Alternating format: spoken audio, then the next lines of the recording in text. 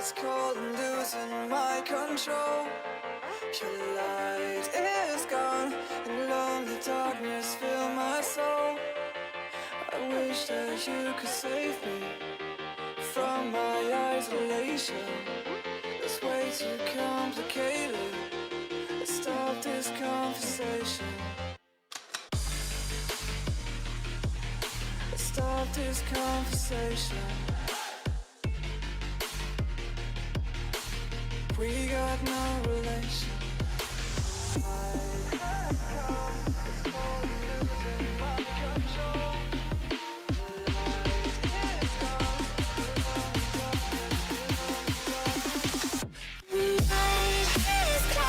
It's crazy.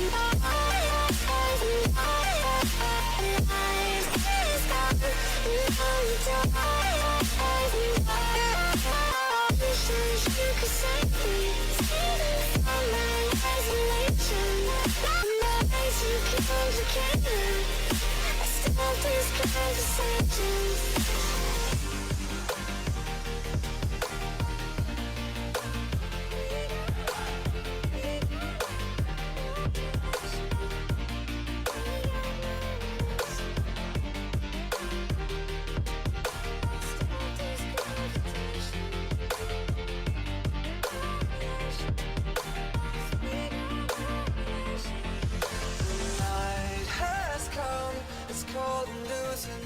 Control. Your light is gone, and lonely darkness fill my soul. I wish that you could save me from my isolation. It's way too complicated. Let's stop this conversation. Let's stop this conversation. We got no relation. No relation. We got no relation. No relation.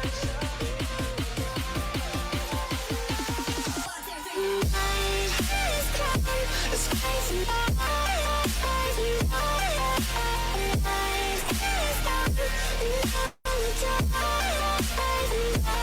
And it goes like this. You could save me.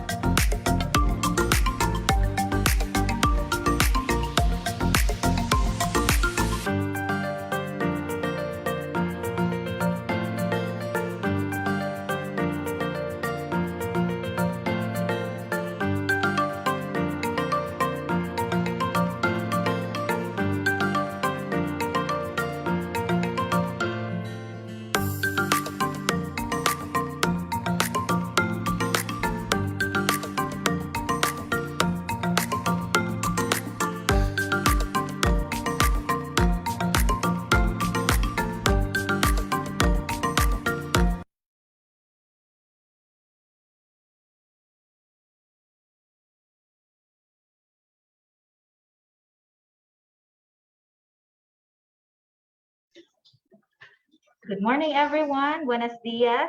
Maayong buntag sa tanan. We are from DICT Mindanao Cluster 1, recognized globally as champion at World Summit on Information Society Prizes for 2 consecutive years, 2020 and 2021, for our e-employment and capacity building projects.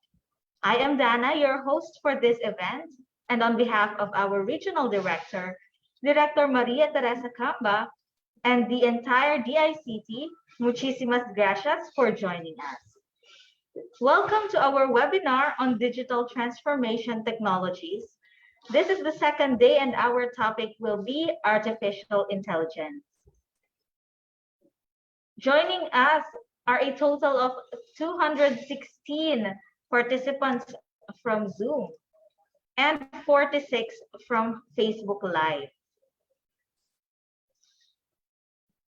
To formally start, let us open this webinar with a prayer.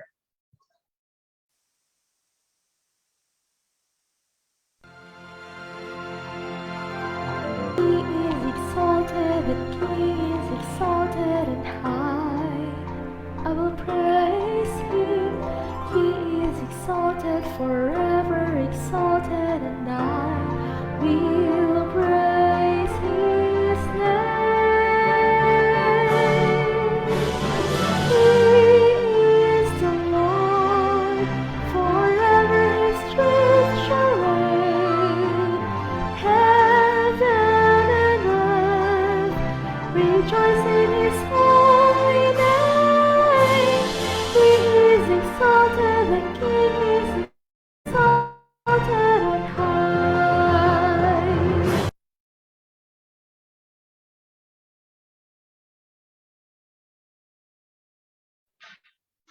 Just a few reminders for this day's webinar. To always keep your mic on mute. You may interact with us through the chat box or through our Q&A online tools that is available on our Zoom or through our Facebook chat. And don't forget to keep yourself hydrated by having a bottle or glass of water with you. We will be having a Mentimeter after our session. We will also be having a Q&A. And of course, we will never forget our raffle draw where 3 daily winners of 100 pesos Globe prepaid load will be given. And for our attendance, it is automatically captured by and recorded by Zoom application, so no need to register. For the issuance of our certificates, you must join the live session via Zoom or Facebook Live and submit daily post evaluation. This is given at the end of the training session, and you must pass the quiz if there is. And the link is only available until 12 midnight of the same day. Your e-certificate will be given 1 to 2 weeks. Of course, a passing score is required that is at 70%. For those who will be able to satisfactorily comply with the training requirements mentioned, a certificate of participation will be issued. So this is again the second day of our webinar on digital transformation technologies. And we will be having it from 9 a.m. to 12 noon with a topic on artificial intelligence. I hope everybody's excited. And before I just introduce our resource speaker for this morning, may we know if you are feeling excited or how you are feeling today. You may chat it in our chat box. I hope everyone's doing well and doing healthy. Ayan. So excited for AI. Yes, everyone's excited. This is actually a very interesting topic. So everybody's hyped. Ayan. So again, the quiz is available together with the evaluation if there is a quiz. So just we will only be giving one evaluation link for at the end of each training session. And also shout out to our Facebook Live viewers. Ayan, don't forget to share and comment and share it to your friends and colleagues so that they will also be able to attend our webinar on artificial intelligence. Okay, so to formally start, let me introduce to you our resource speaker. Mr. Lumapas finished his Bachelor of Science in Information Technology, that is cum laude graduate, and Master of Science in Information Technology at the Ateneo de Davao University. Currently, Mr. Lumapas is the department chair of the Information Technology Department and former Information Systems Department chair. As the IT Department chair, he spearheaded the integration of cybersecurity in Ateneo de Davao University's IT program, implementing a cybersecurity track and offering more cybersecurity electives. Aside from being the director of the Ateneo de Davao Research and Information Systems and Software Engineering Laboratory, or the Arison Lab, he also helps the Department of Information and Communication Technology, Mindanao Cluster 3, on its ICT education campaigns and projects, particularly on technopreneurship, data privacy, and cybersecurity. Let us all give a virtual round of applause to our resource speaker, Mr. Raul Vincent Lumapas. Good morning, Sir Raul. Good morning, maayong buntag sa tanan. No? Good morning, magandang umaga sa lahat. No? Welcome to the second day of this presentation, no, for our Digital Transformation Technologies webinar. So I hope those who were attendees yesterday are able to join us as well for today And for those who are just attending the day 2 session of this particular webinar, I welcome you all to this presentation. So for today, we will have a very nice presentation in terms of artificial intelligence, given that artificial intelligence is around us. No, so I hope that I'll be able to deliver the necessary information that we will have, necessary information on artificial intelligence, so that everyone would know at least the basics of artificial intelligence. So while I'm still looking at configuring my presentation, artificial intelligence in a sense is a very broad topic. So I open now the presentation. I hope you see my presentation slide. There you go. I'm checking the presentation slide as well, no? So dito sa Facebook. So artificial intelligence, as I said, is a very wide or very big field in the area of computer science and information and communications technology. There are a lot of improvements when in terms of artificial intelligence all throughout the years, and we will be talking about at least the surface level of artificial intelligence and machine learning. I'll be talking about machine learning as well in the context of artificial intelligence.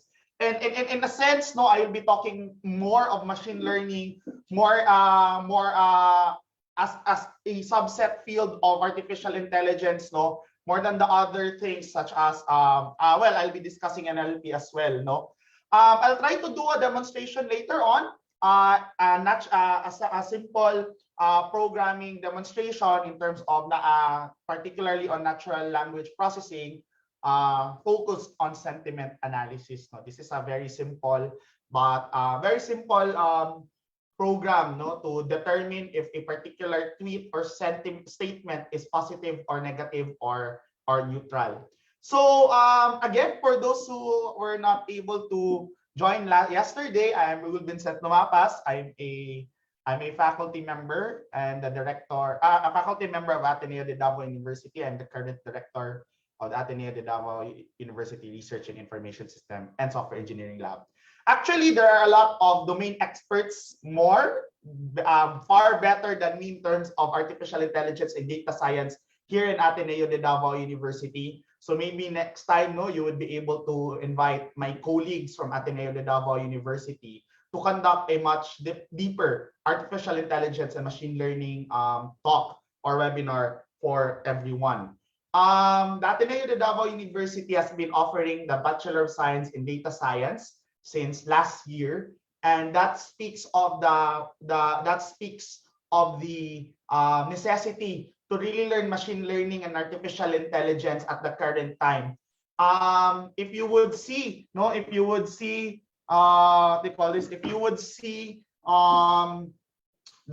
top jobs, or the top paying jobs in the Philippines right now, among those jobs are in the ICT field, particularly in data science.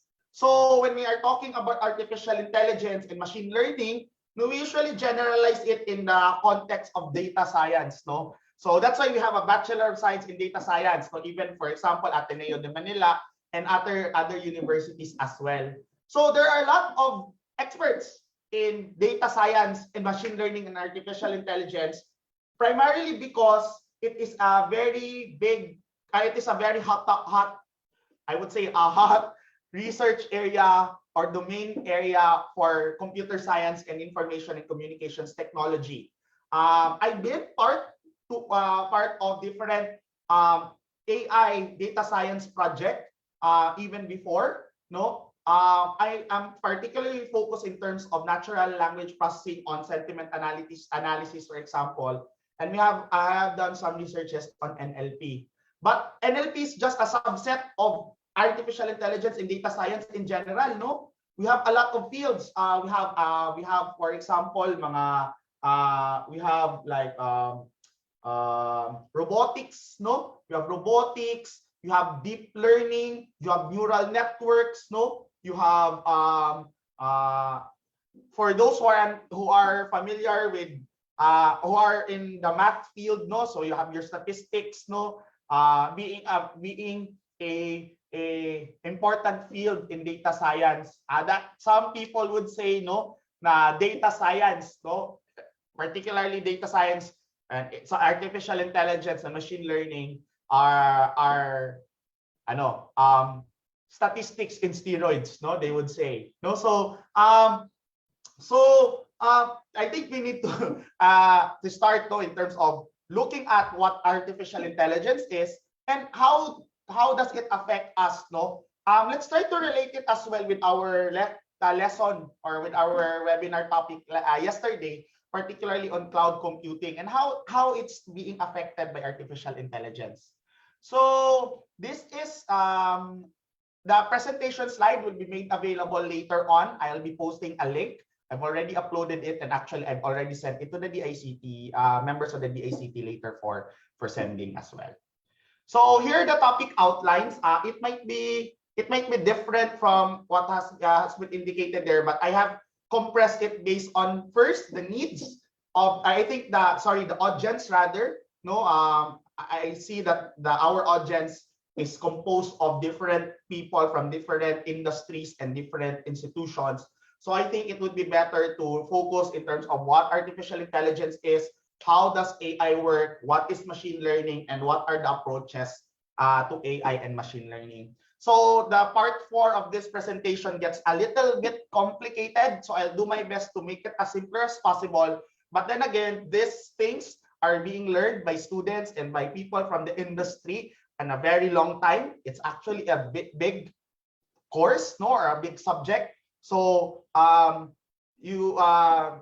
it's understandable that we won't get the concept in just one sitting, given that it's only a 3-hour talk, no. But if you are given the opportunity or the chance to learn more about this, no, I think it would be the best to really learn about artificial intelligence, machine learning, and data science in general. So let's talk about artificial intelligence. What is artificial intelligence? No. So when we talk about artificial intelligence, we usually think of this, in this particular context, no, and we think of it as killer robots, no. So you have Terminator, you have Ultron, you have HAL, no, you have the robots in iRobot, no, and I forgot this robot from Wall-E, no, it's a name. But we think about artificial intelligence being supreme overlords in supposedly in a future, an apocalyptic future, no. So that's why artificial intelligence is a topic that is being discussed even in ICT ethics, no, or social and professional issues in ethics. So social and professional issues in IT rather. That's why when we think about AI, no, we think about the advanced AI type of AI. But to be honest, we are not yet there, no. AI at the current time is still a blooming field, no. It's not blooming. It's still a budding field rather.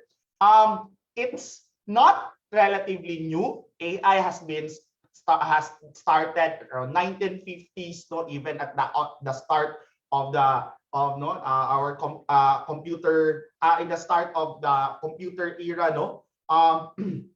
Or mainframe era, as we discussed yesterday. Artificial intelligence has been discussed already even before, no. We have if you have watched, I forgot the title of the movie, but it's starring Benedict Cumberbatch, no. Not Doctor Strange. I forgot the name, no, the title of what they call this, the movie. But it's starring Benedict Cumberbatch. He played Alan Turing in that particular movie. Alan Turing is a scientist, no. It's not Enigma, no. The title of the movie, Enigma, is the device that they were trying to crack, no. So the Imitation Game, correct. Tama si Ma'am Irish, no, si Sir Jet. The Imitation Game. So in the Imitation Game, Alan Turing has been featured in that. It's basically loosely based on the life of Alan Turing. And why am I discussing Alan Turing? Because Alan Turing is actually a proponent of what we call as the Turing test, no, which identifies the capacity of a computer or a machine to understand to emulate human traits or qualities. So we will be discussing about that later on. So when we talk about artificial intelligence, we talk about robots, no, killing robot or killer robots, throws of robots, becoming our overloads. We are not yet there, and we hope that we won't be in that situation in the future. But as always do with technology, it has positive effects. It might have negative effects. No, it depends to us if how we would use it. So this is robotics is part of artificial intelligence, but we are not yet there. So when we talk about AI is everywhere.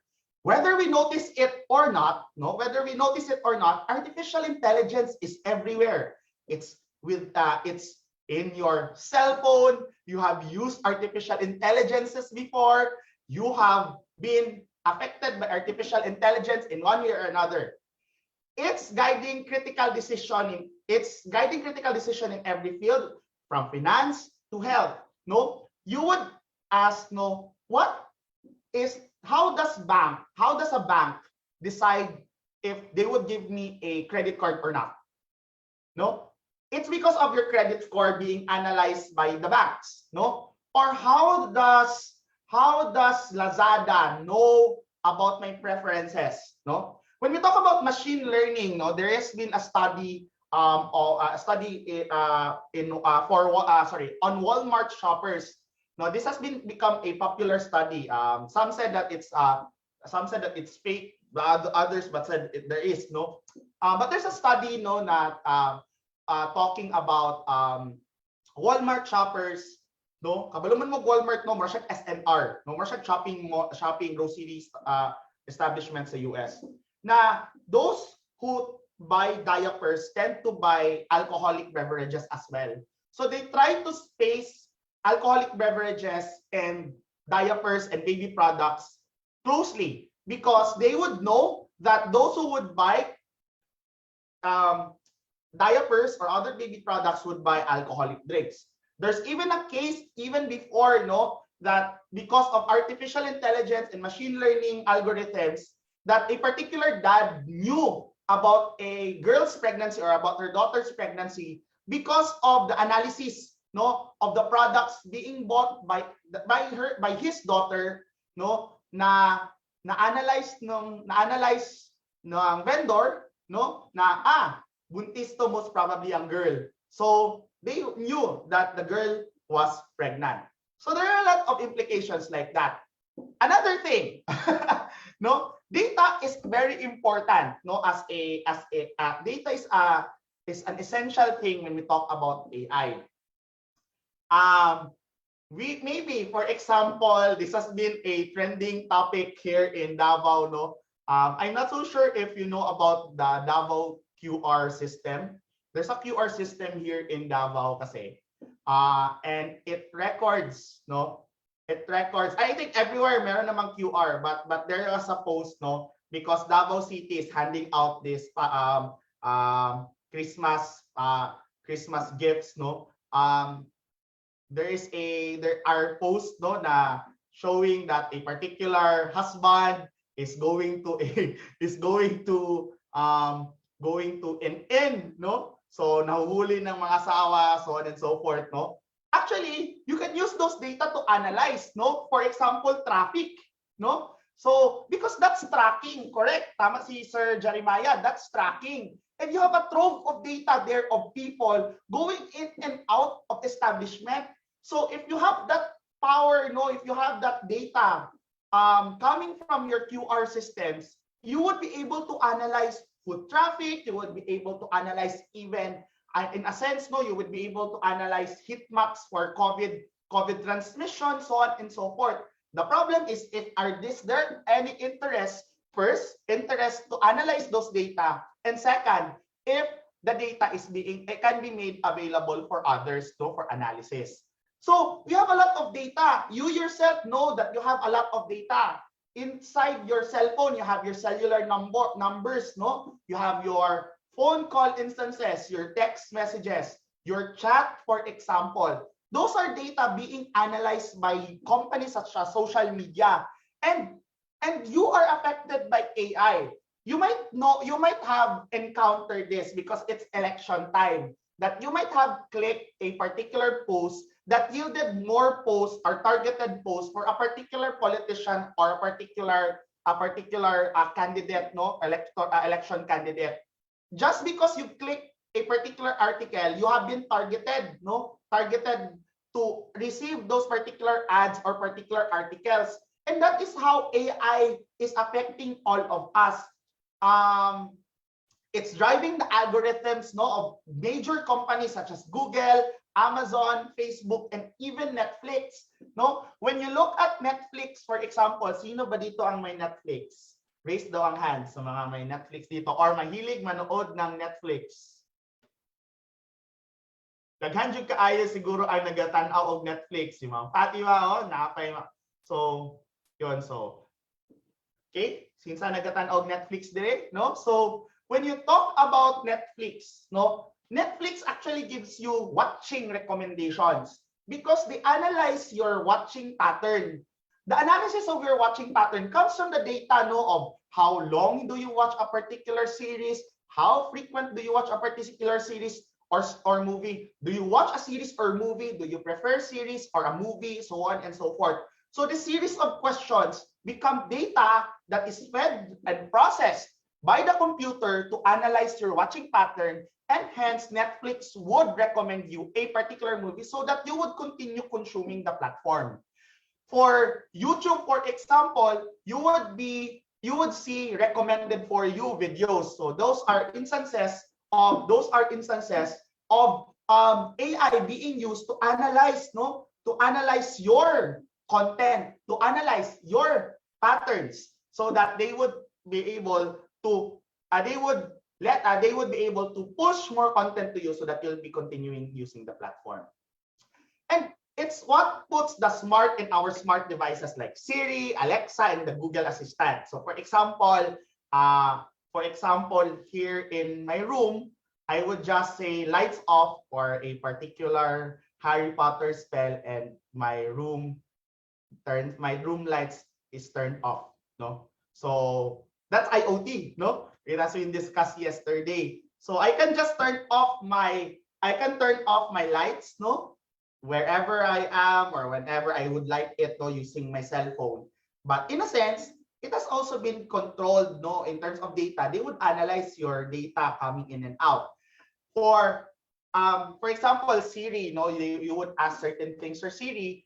Apple or Amazon, or Amazon through Alexa and Google Assistant would be analyzing your speech, analyzing what you are searching, so that they would get proper suggestions, or they would be able to tailor fit the necessary content or speech that your virtual assistant would be saying. So artificially intelligent systems are analyzing huge amounts of data that we're generating every day to infer patterns and to predict likely futures. There are a lot of if you are driving, in some cases, I'm not so sure what specific parts in the Philippines, there are already traffic systems that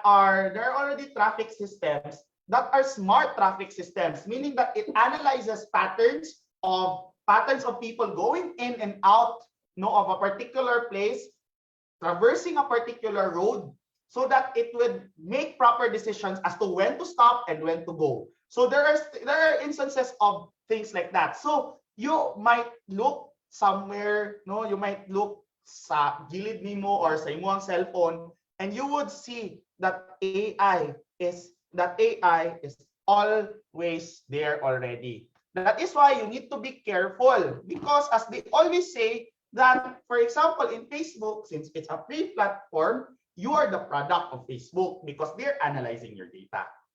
Okay? So ganun siya. Okay. So it's helping banks. No, AI has been helping banks make loan decisions and helping doctors diagnose patients. It's in our cell phone, auto-completing text. It's an algorithm. There's an algorithm recommending YouTube videos that you would watch. No, so AI has a pretty huge impact already in our lives. No, so you cannot go out anymore and not encounter as even the most basic form of AI. No? So for example, I'm wearing a smartwatch right now. It actually analyzes my heart rate or my ECG, for example. So with the onset, no, or with the advent of smartwatches, for example, and other IoT devices or embedded systems, no, you would now know, you would have multiple data to assist you as well. The bad thing about AI being everywhere is that since it needs data to function well or to be able to analyze or process, no, it would try, no, or companies utilizing AI would try their best to really source data so that it can make proper analysis or proper predictions. So that is the disadvantage. In China, for example, no, in China, if you have heard of it, there is what we call as a social score, no? So people are being tracked and surveilled, no? So my surveillance, and they are being scored by the Chinese government if they're doing good things or not, no? So if your social score is higher, then you would get more benefits from the Chinese government. If you jaywalk, for example, and you were detected that you jaywalk, then you would get a demerit. And that is how it affects even nations nor citizens. For example, in our case, no, the most basic siguro na that we have been observing for the past weeks are surveys, no? We have analyzed surveys and we have our candidates most probably are analyzing surveys and trends and are integrating necessary actions to be able to capture more voters for their side, no? So that is being used, no? Might have heard about Cambridge Analytica, for example, being used in the recent elections, no? Both US and the Philippines and other elections as well, that analyzes patterns of swing voters and pushing propaganda or news about a certain candidate, no? So there are things like that. So AI is really everywhere. So artificial intelligence has already come into our daily lives, mainly through mobile devices and the internet. Similarly, governments and businesses are increasingly making use of AI tools and techniques to solve business problems and improve many business processes, especially online ones. Such developments bring about new realities to the social life that may not have been experienced before. Our government has been pushing for data science and artificial intelligence learning, no? If I'm not so sure, raise your hand in the chat, no? Or you can raise your hand rather, no? Or type in the chat for those who are in Facebook, no? Who participated in Project Sparta of DOST, for example. Who among you participated in the educational project of DOST, particularly in Project Sparta? Meron sa inyo? Anyone who participated in Project Sparta? So si Ma'am Rebecca knows about it. So Ma'am Rebecca, pwede ka nang di mag-attend dito kasi alam mo na to. You know about supervised learning and unsupervised learning na siguro. No? Meron si Ma'am Fatima di natapos, meron iba na hindi pa, no? So, the government has been pushing for data science and artificial intelligence education. So you might look at Project Sparta because the government has been very active, no? Has been very active in pushing people to learn about artificial intelligence because there is really a gap in terms of the number of people or the human resource that we need to process government data, to process industry data, to process academic data, for example. And there is a need. That's why even us in Ateneo, no, in Ateneo de Davao, we've offered data science because we understood the necessity and the need for data science in the current institutions that we have in the Philippines. No? So for example, no, you would be able to predict, no, you would be able to predict COVID cases. No, this has been utilized by other governments such as South Korea and Singapore. No, they have utilized a very good data-driven approach in analyzing COVID data.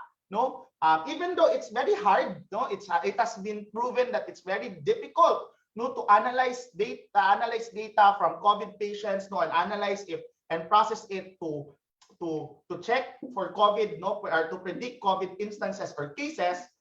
But it's a good start, no? Why is it difficult? If you might ask, why is it difficult? Because again, there are different variants, no, and different manifestations of COVID, for example. But because of increases and advancements in technology, understanding health, no, understanding governance has become very much easier, no? For those who have not finished your Project Sparta na enrollment, finish it already so that you would understand better, no? And for those, maybe someone from the DOST is here. Sayang si Sir yesterday, no? Maybe he would be able to talk. Sana si Sir Arin, si Sir, no, from the DOST would be able to know more about, I would most probably knows more about the DOST's project on data science education. So tama si Sir Jeremiah, no, that we would be analyzing data for e-governance, no? E-governance is very important because our world is moving towards e-governance. Sorry, our world is moving towards the fourth industrial revolution, no? That we have been using data to analyze trends, we have been using data to predict, and we have been using data to make people's life easier. So it should have been the case, no, na our government would also be transitioning to what we call as e-governance, full e-governance, no? If not full, at least a very good implementation of e-governance.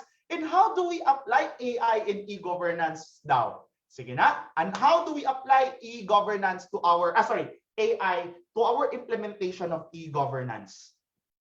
Anyone from the chat? Siguro, you can type it in. So I'll give one. For example, DOH, no? They have an analysis of they have data on the patients of COVID, no? So they can analyze already later on, no? God forbid, no, but it might happen, no, that if there is another pandemic, you can already analyze, no? Analyze the trends on a pandemic for utilization of hospital beds or respirators, for example, or how many hospitals or how many hospital beds or respirators should be purchased should a pandemic would come, no? So you can analyze that. So that's DOH. Actually, you can analyze, you can put AI in different contexts, no, and different government e-governance solutions, no? For DICT, that's quite obvious naman siguro for DICT, no? Di na yan kailangan. So it's a no-brainer for DICT, no? So that's AI is being applied or should be applied. For example, DILG, no? For DILG, you have rebel returnees, for example. You have data of rebel returnees in terms of location, no? So that you would be able to put in necessary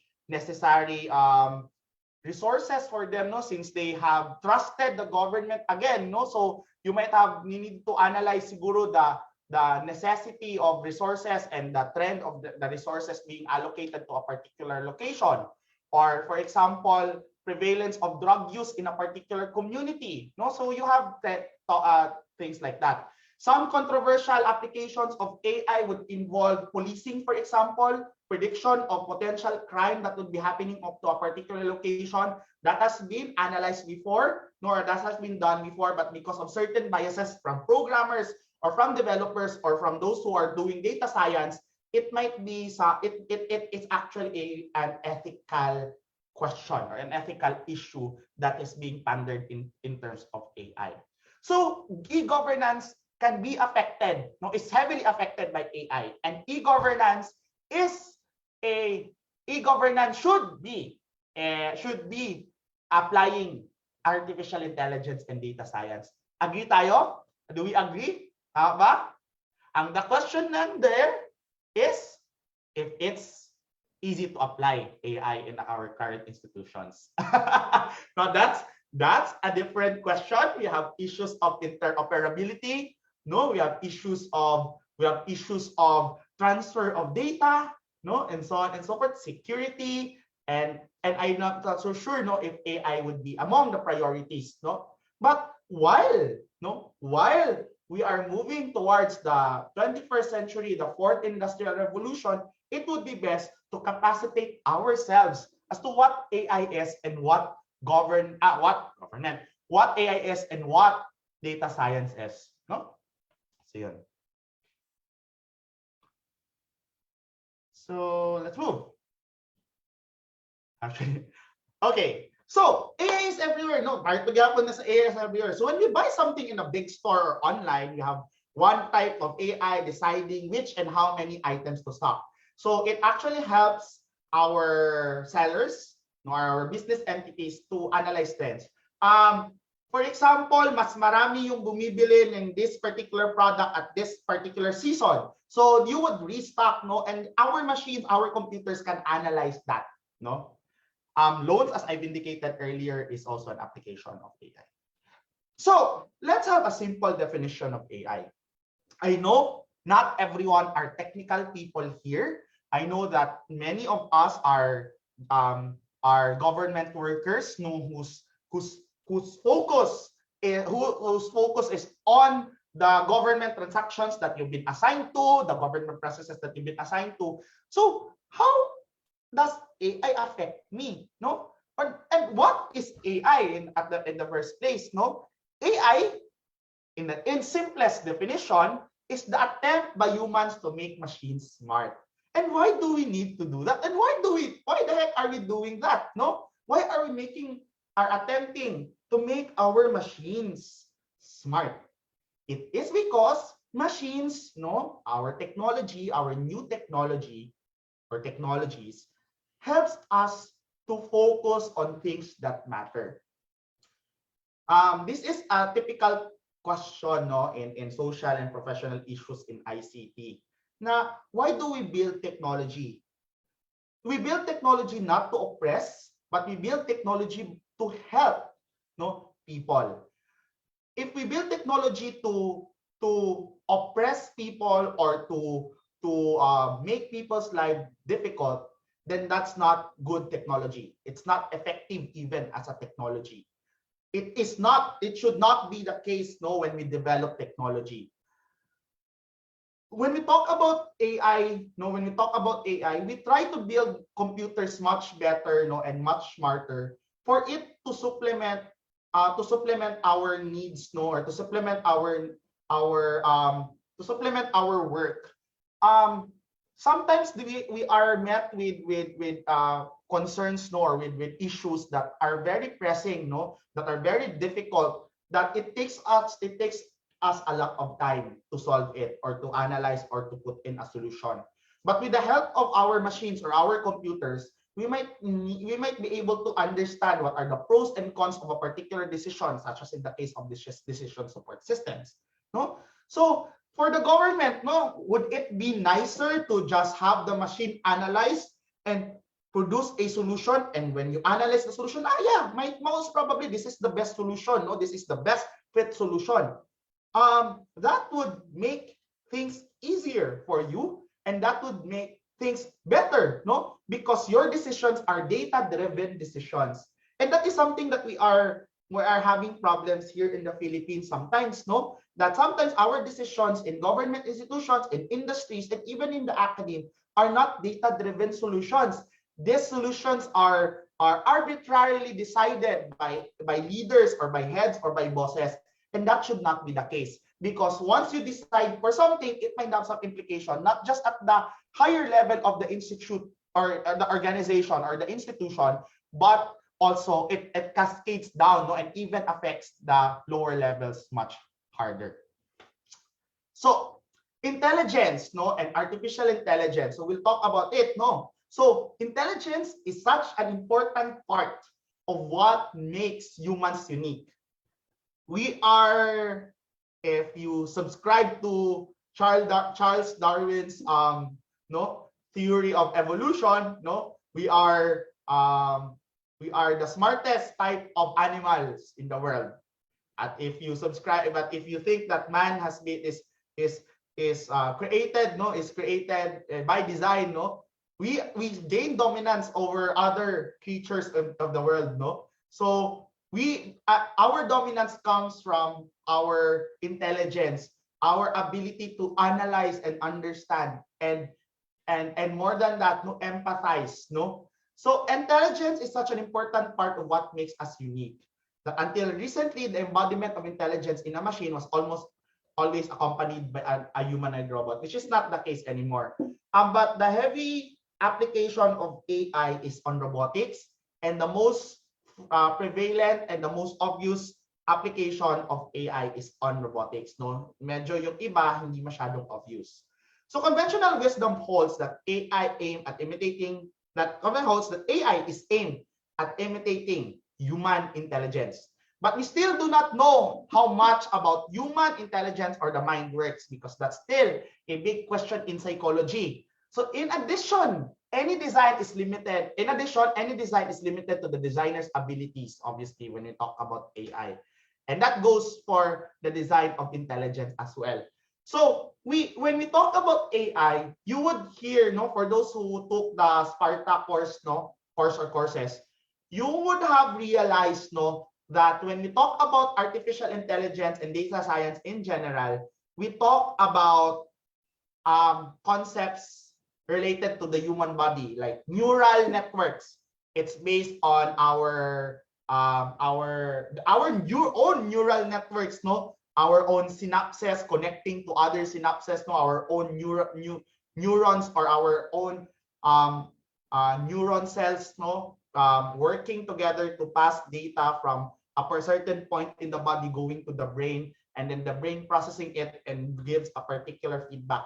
So it's simulating, no, our human body. And for example, in the cases of genetic algorithms, for example, so it looks at how genetics works, no, in terms of how a particular subset of data affects other data as well, no. So those are certain concerns that we look into AI, no, and we pattern AI based on our human processes as well.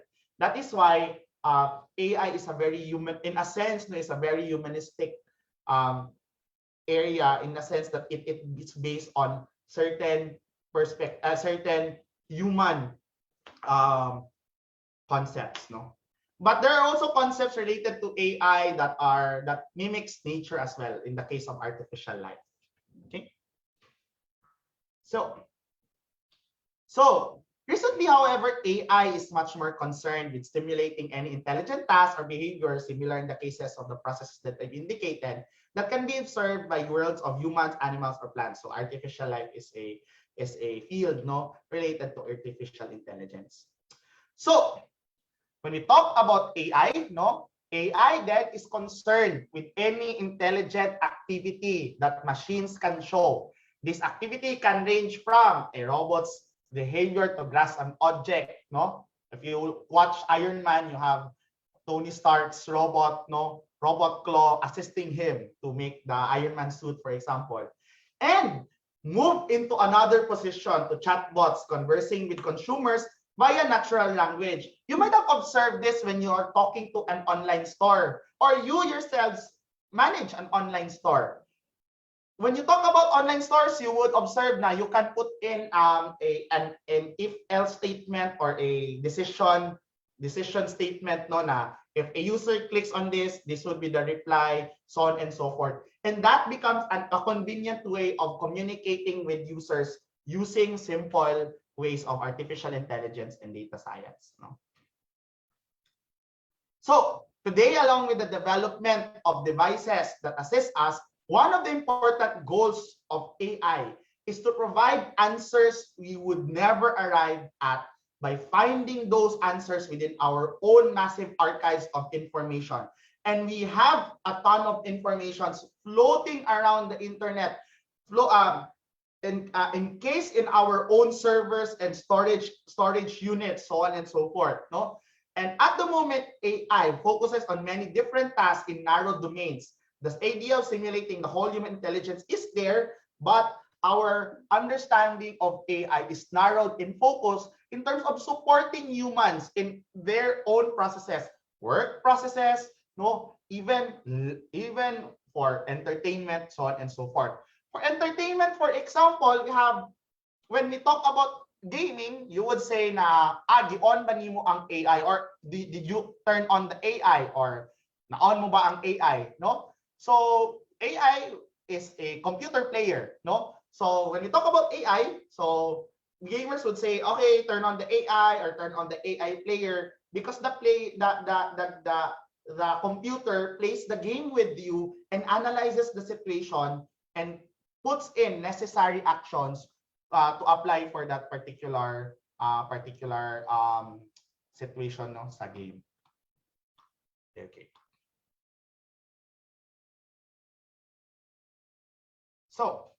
So there are three main categories of AI, no, as indicated here, no. So we have artificial narrow intelligence, or ANI, or domain-specific AI, or we usually capture it as what we call as weak AI.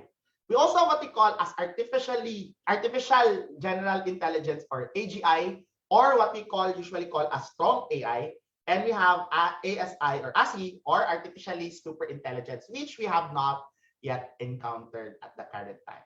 And we hope that we won't encounter in the near future. No? So what is weak AI? This category is almost all AI system that is used at the current time.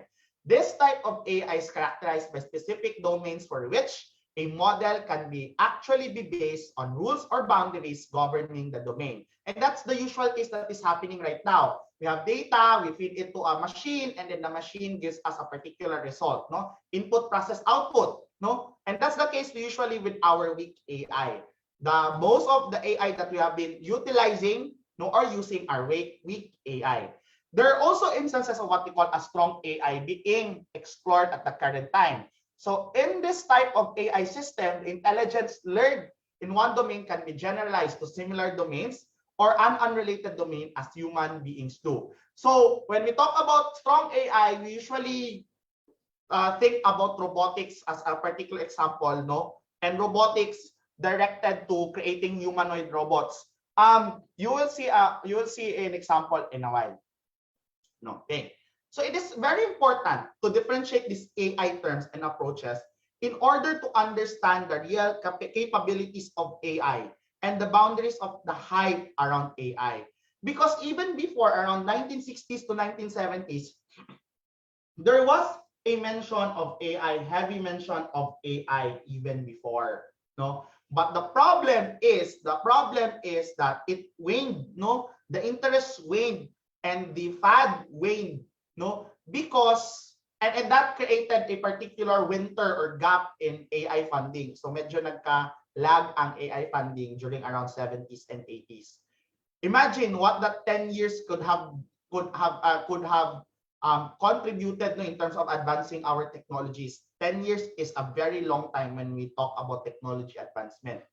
So some of the concepts related earlier may be misleading when they are used out of context, and we need to look at what particular AI we have been using. So in this particular talk, we will be talking about weak AI because strong AI or robotic and even robotics, no, still being part of weak AI in most cases is a very complicated area, no? So yun. So this is Sophia, no? Sophia is one of the, if not the first, but one of the first. Sorry, sandali lang. Is one of the first, no? One of the first robot to gain citizenship. Sandali lang ha. Sorry.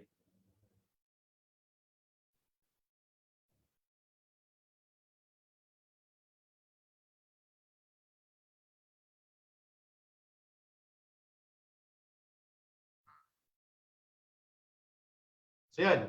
So Sophia is one of the first robot, I think the first, if I remember correctly, the first robot to gain a citizenship. So Sophia actually is created by a Hong Kong-based company, if I remember correctly.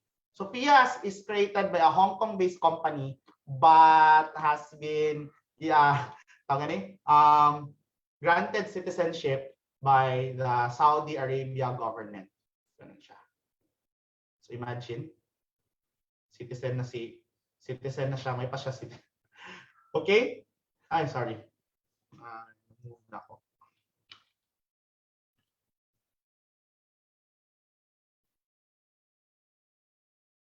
Okay, sorry. Okay. So, let's talk about the data scientist first before moving, because we have been talking about, actually this has been a misplaced presentation slide, but nevertheless, since we're here already in a presentation slide, so let's talk about it. So, someone who's doing artificial intelligence, machine learning, and data science obviously is called a data scientist. So, a data scientist's job is to collect, store, and understand data, making analysis easy or simple analysis via this descriptive and visualization statistics, no? So to prepare the data for AI models. So that's why you would hear job descriptions such as data visualization, or data visualization, or you would hear someone doing data descriptive statistics, so on and so forth. So in fact, there is a saying that your AI is only as good as your data, no? Because it is very important that the data scientist, assures the quality of the data and the quality of the AI systems to work properly. So, and the data will have a direct influence on actions or decisions produced by AI systems. That's why when you do a master's or if you take a data science course, among the necessary things that you would need to consider is data pre-processing, data cleaning, so on and so forth. How do you tokenize data? How do you concatenate? How do you standardize data? So on and so forth. No, so makarelate tong mas makaka-relate yung mga nag-take nung concern ng Sparta, for example, no? Because data processing does not start with the actual data. Data should be standardized and cleaned, no? So that it would make sense for the machine, because the machine does not understand human language as of now, for now. But well, in a certain case, pwede naman, no? Well, because of advancements of technology. But the point is, you really need to standardize or at least clean the data so that it would make sense, no, when you process it. So, yun. So, a machine. So, when we ask, how does a machine have AI? So, a machine is said to have artificial intelligence if it can interpret data. And potentially learn from the data and use that knowledge to adapt and achieve specific goals. Modern AI system, are just programs in machines. So if you are a programmer, you would just know, that most AI implementation, or at least most basic AI implementations, are just a series of conditions, similar to if-else conditions.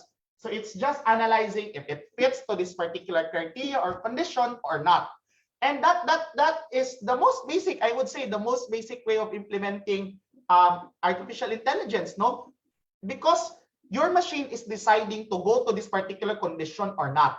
So we need to give AI a lot of data, because in a sense, our AI system is working with the data that we have.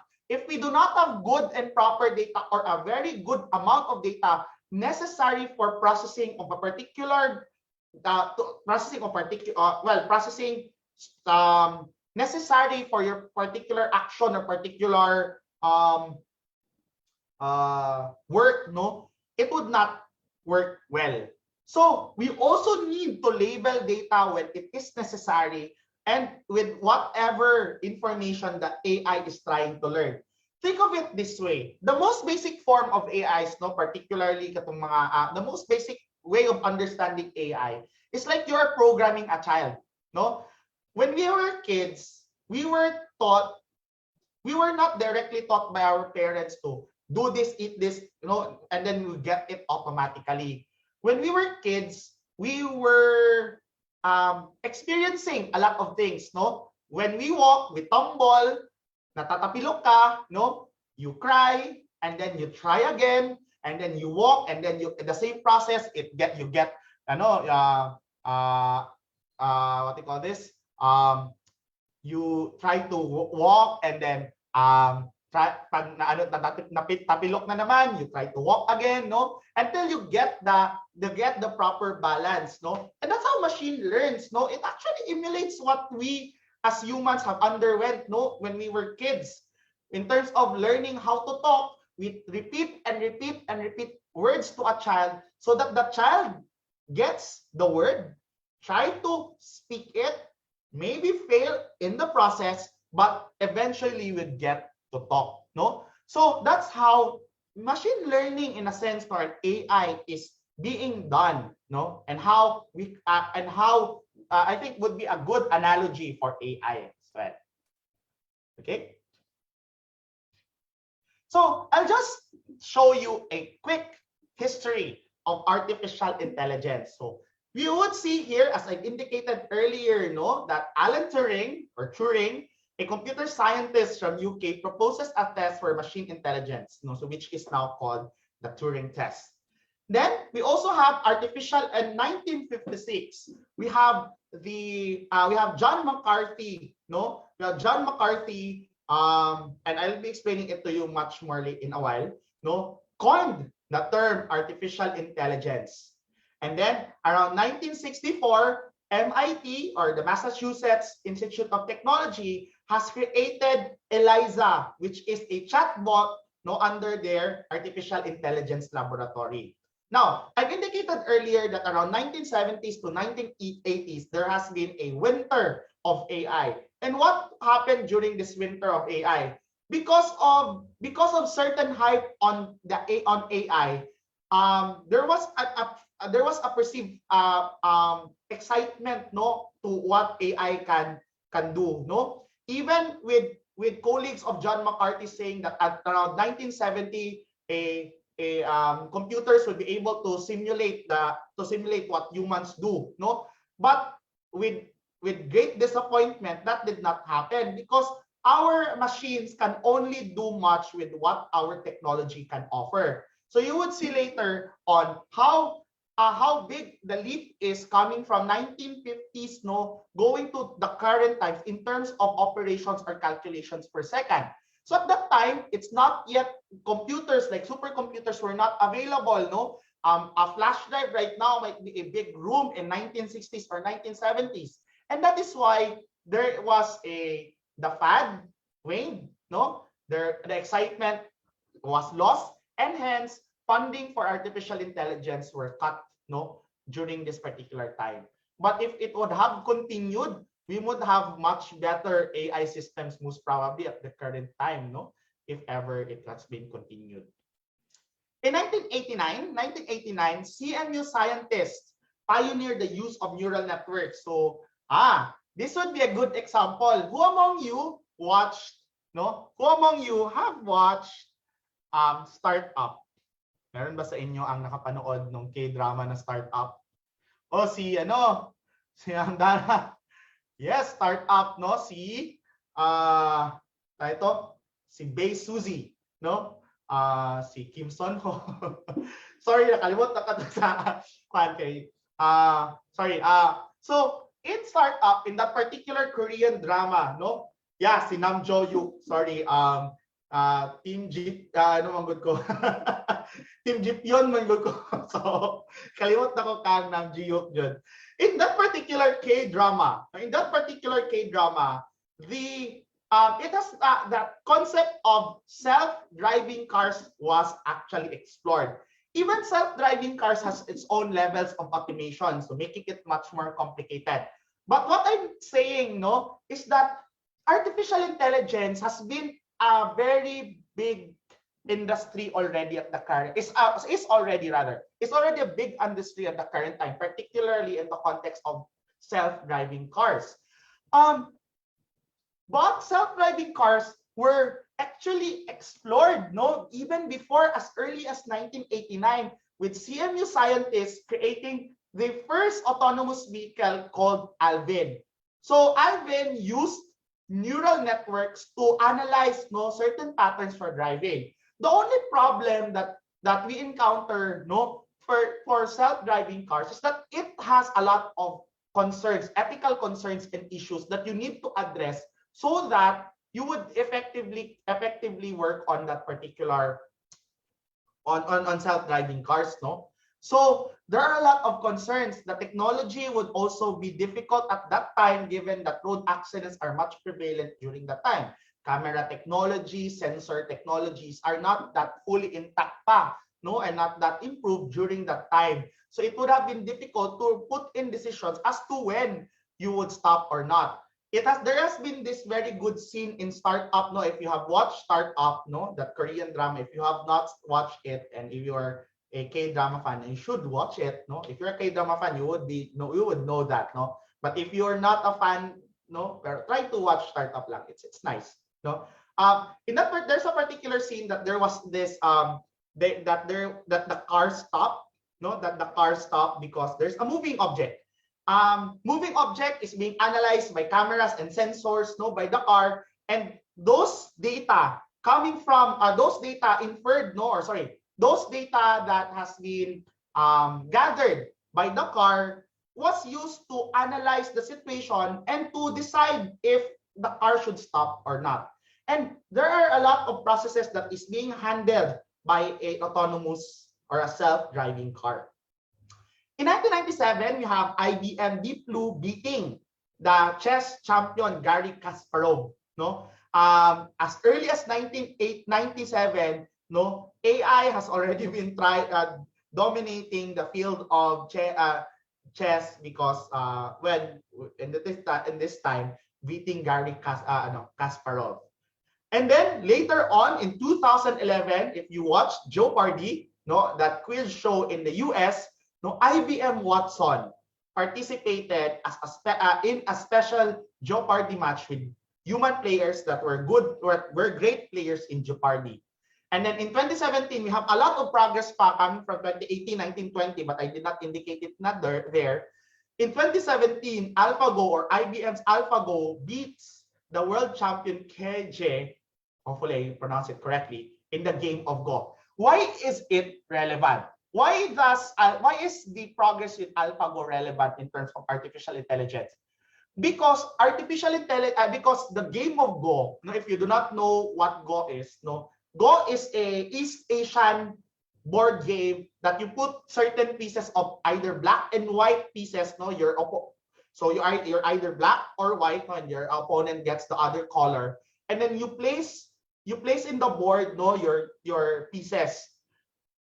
The iterations for a Go game goes around billions of instances or billions of cases, meaning that there are a lot of cases, meaning that there are a lot of different patterns, no, if for the lack of term, no, there are a lot of patterns, no, or there are a lot of game ways of putting in the pieces, no, in a Go board.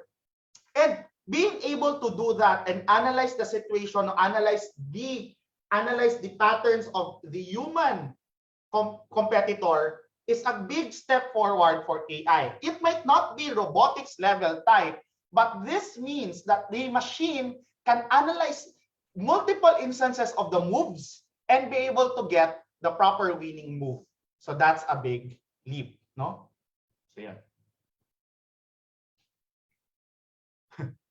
Okay, so the AI revolution itself isn't that old. No? I've said that it's but relatively with our own timeline, it's old already. No, but AI started at 1950s. No, So the term artificial intelligence didn't even exist a century ago. So it was coined in 1956 by John McCarthy, as I indicated earlier, and he used it to name the Dartmouth Summer Research Project on Artificial Intelligence. So that particular conference lasted 8 weeks, and a bunch of computer scientists, cognitive psychologists, and mathematicians joined forces to look at the potential of artificial intelligence.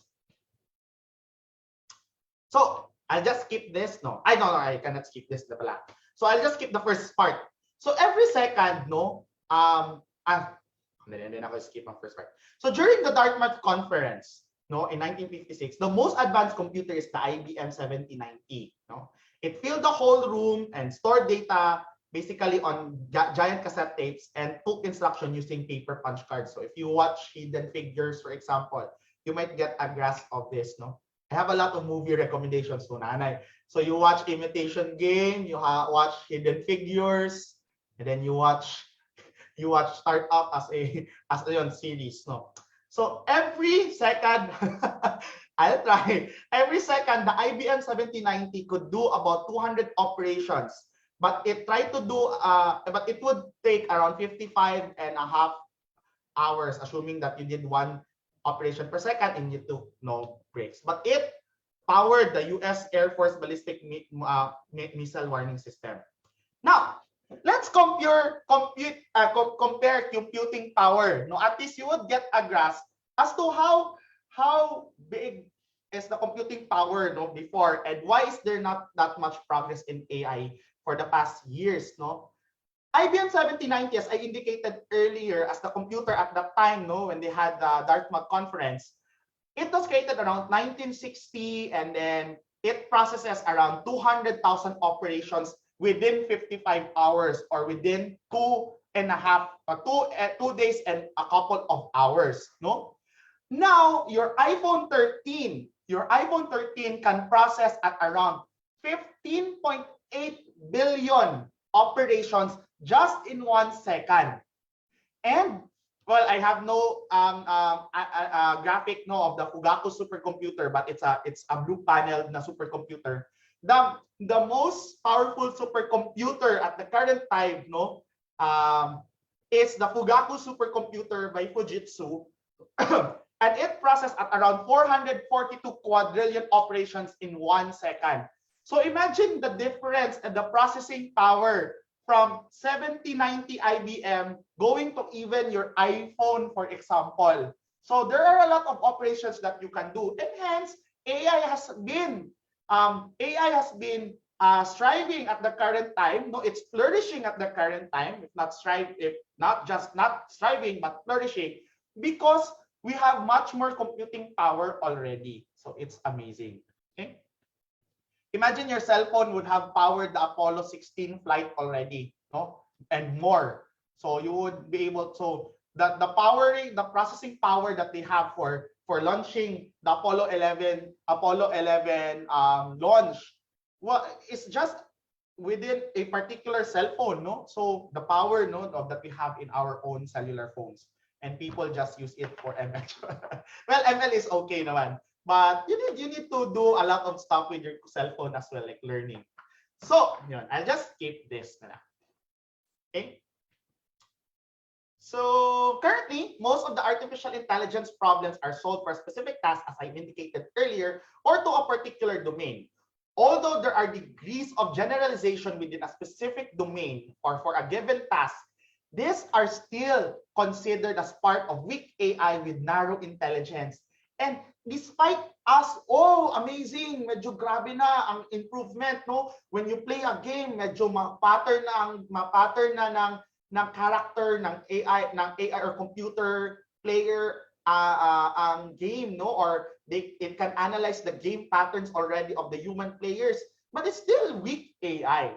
The intelligence exerted in these AI solutions are highly credible, but are often task specific, meaning that it is specific to a particular task that it is instructed to do, or it is developed for. So sometimes there are optimal solutions for a model, but it might not be an exact solution, no, for others. It might not be a one size fits all. It might not be a for all processes. A particular algorithm or particular process or particular code or program might only be specific for a particular context or process. Even for humanoid robots or for robotics, for example, a program subset code, for example, for moving limbs would be specific for a limb, and that would take a lot of codes already. So there is no strong AI in a sense, no pa, but people are striving to achieve that, no, in one way or another. So yun. So if we keep this discussion in narrow, if we keep this discussion in narrow artificial intelligence or the weak AI, it is possible to see generalizing, not completely general AI solutions which can be at a human level, but better at a human level. Similar to the case of the AlphaGo or the Deep Blue system or IBM Watson. IBM Watson performed well in Jeopardy because it is specifically designed to play Jeopardy. Or Deep Blue has been specifically designed, no, to play a game of chess. But Deep Blue cannot play most probably Jeopardy or AlphaGo. That's why there is an AlphaGo iteration. So our AI at the current level is specific to a particular context or to a particular functionality. So it is not one size fits all. So yan. Okay? Are you still okay? Actually, wala pa tanawan sa artificial intelligence na. What is artificial intelligence? We are not yet done. No, I'm speaking Bisaya. I forgot that we have a lot of audience coming from other locations as well. So very good. So people are still with us. Okay, and we have 82 people as well in Facebook. Okay, so let's try to proceed, no, so that we can finish early. So we know that AI systems are much better in predicting brain tumors than conventional radiological methods. There are a lot of papers already exploring that because of, for example, EEG data, CT scan, or MRI scans, for example, that people were able to get data. No? We also know that AI have beaten champions at the game of chess and go, as I said earlier. No, none of this yet means that we have super intelligence or general intelligence as far as our machines are concerned. What it all means is that AI has been better performing than humans on particular tasks, but AI has not outperformed human in the most general sense. So the AI domains closely follow human cognitive, motor, and vision capabilities and abilities. For cognitive abilities, machine learning, language understanding, and speech processing or natural language processing can be typical techniques to use. So vision and robotics are also related to software that can control movement, seeing, and recognition. The nature of data, choice of technique, and application domain goes hand in hand, but in general, any appropriate AI technique could be used for a given problem in any AI domain as long as you've set the proper parameters and you've indicated that you've set in the proper data sets. Please take note that there are different approaches. There are different approaches for different context areas and for different purposes. That is why you have a lot of research projects. No, if your CS projects, you might have using blah blah blah. No, using something for using neural networks for predicting blah blah blah blah blah, or using convolutional methods, for example, to detect blah blah blah, or the same using deep learning, for example. So they have a lot of comparison or comparing machine learning methods for analyzing traffic patterns, mga ganyan.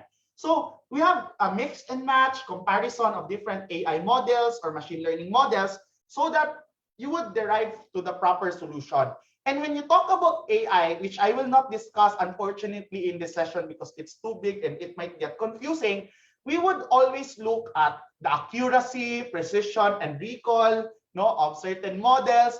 We would look at the confusion matrix. We would be looking at scatter plots, for example. no, to understand if the solution or the model that you are currently presenting is perfectly fit for your context area or for the problem that you are addressing. Yeah. So with the developments in digitally supported business and life events, no, one type of intelligence will be significant, augmented intelligence. So it refers to a synergetic intelligence achieved through human and machine collaborations. This creates room to improve both machine learning or machine intelligence through human support and human intelligence to machine support. So,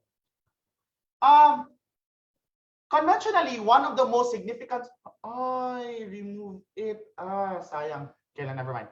One of the most significant developments in AI has always been intelligent decision support system. No, so if you are working for a particular company, you might have encountered what we call as DSS or decision support system, which is another information system in software, no, or type of information system. In decision support system, a machine learns about a particular domain and makes inferences to provide necessary solutions. But take note that when the machine can only produce solution based on the data or or what you feed your machine, no? And coming from your data, it would actually help you to decide. For those who are in the academe, it might be helpful to understand it in such a way that you're scheduling particular classes. So since you're scheduling particular classes, there are different instances or factors. It would help you decide if where you would actually schedule a class, no? An example, for example, doctors have used such system in identifying and diagnosing some illnesses. So, ganyan. Yun. Okay. So, similarly, there are cases where machines learn from human experts. There are ongoing works where robots observe human experts doing a task and the robot learns from hand movement, and etc. So in this case, through interaction with the human expert, a robot can perform certain tasks by imitation. And this is an implementation by the car company, no, the popular car company Toyota. So they have been using human intervention, no, to help robots understand movements. So that's a very nice way of augmenting both human intelligence and machine intelligence. And there are also numerous examples of using intelligence to replace and control missing hands, arms, and legs, and so improving abilities of disabled portions of the population.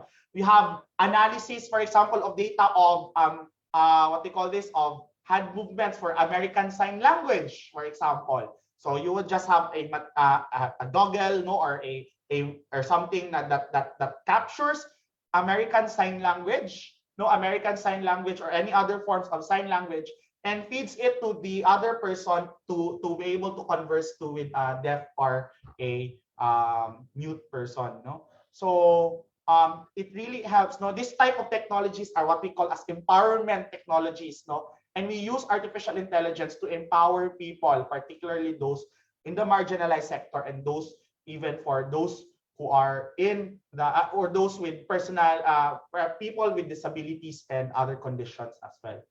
So yeah. So with the developments in AI together with infrastructure and services offered via cloud and IoT, which are our discussions yesterday, there will be more examples of machine learning and human collaboration, machine and human collaboration for improved intelligence. So there will be this will be in the form of machine to human, and human to machine interaction. The degree of interaction may even get as intimate as having artificial body parts to augment human behavior. No, I want to another Korean drama. This is what my conversation points when I talk about AI. No, I don't know if you watch I Am Not a Robot. Have you watched I Am Not a Robot? It's a Korean drama, no?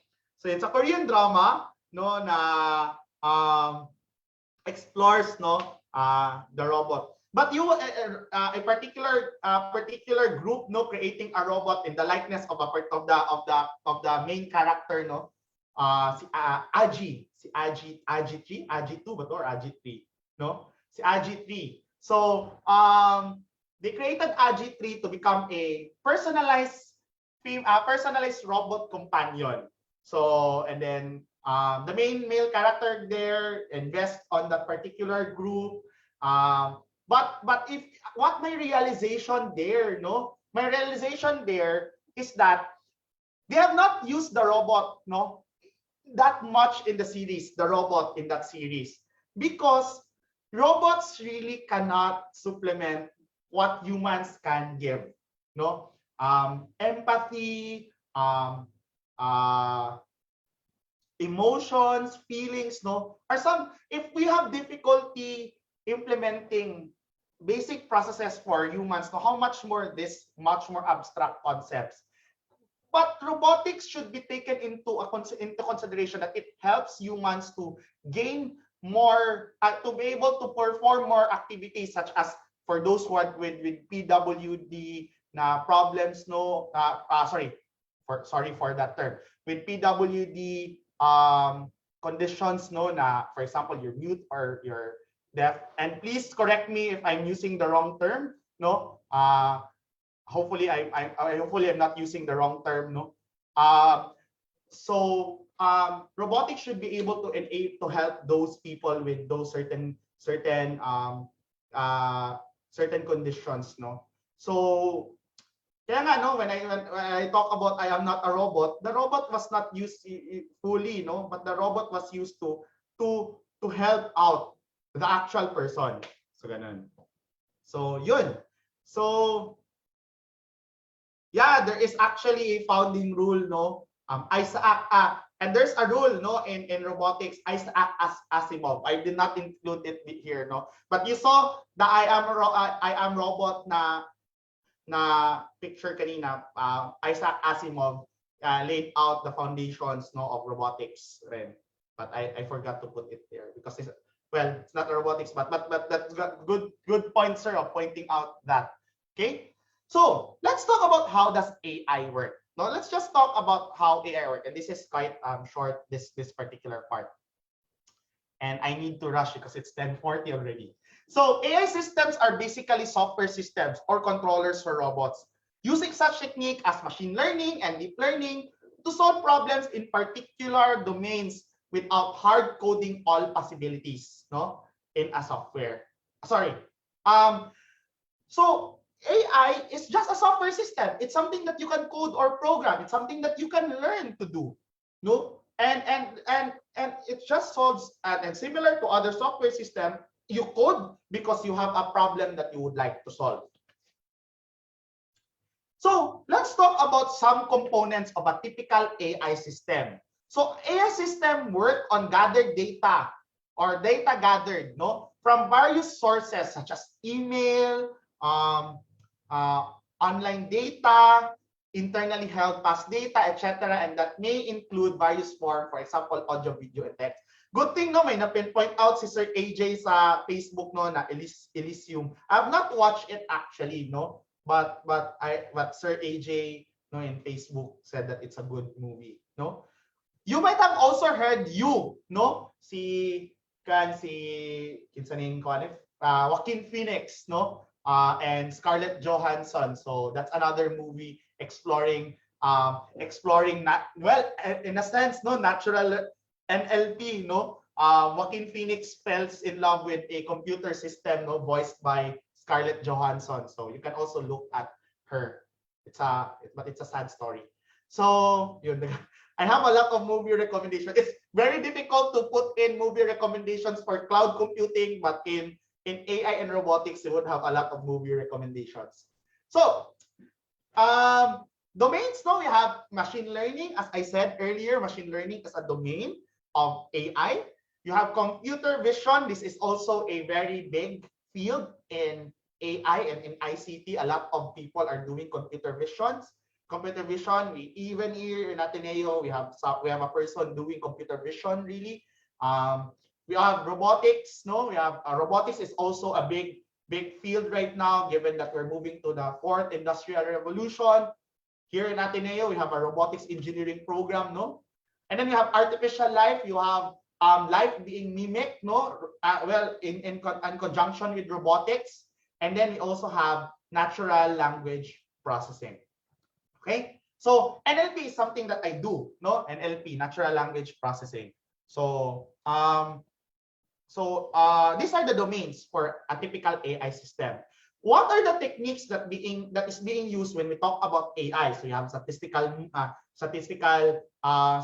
techniques, you have symbolic techniques and representations, you have neural networks, deep neural networks, and genetic algorithms. I will not discuss this because it might make the conversation much longer. And talking about these techniques would entail another session or at least another webinar, no? I think to specific to that particular technique or component.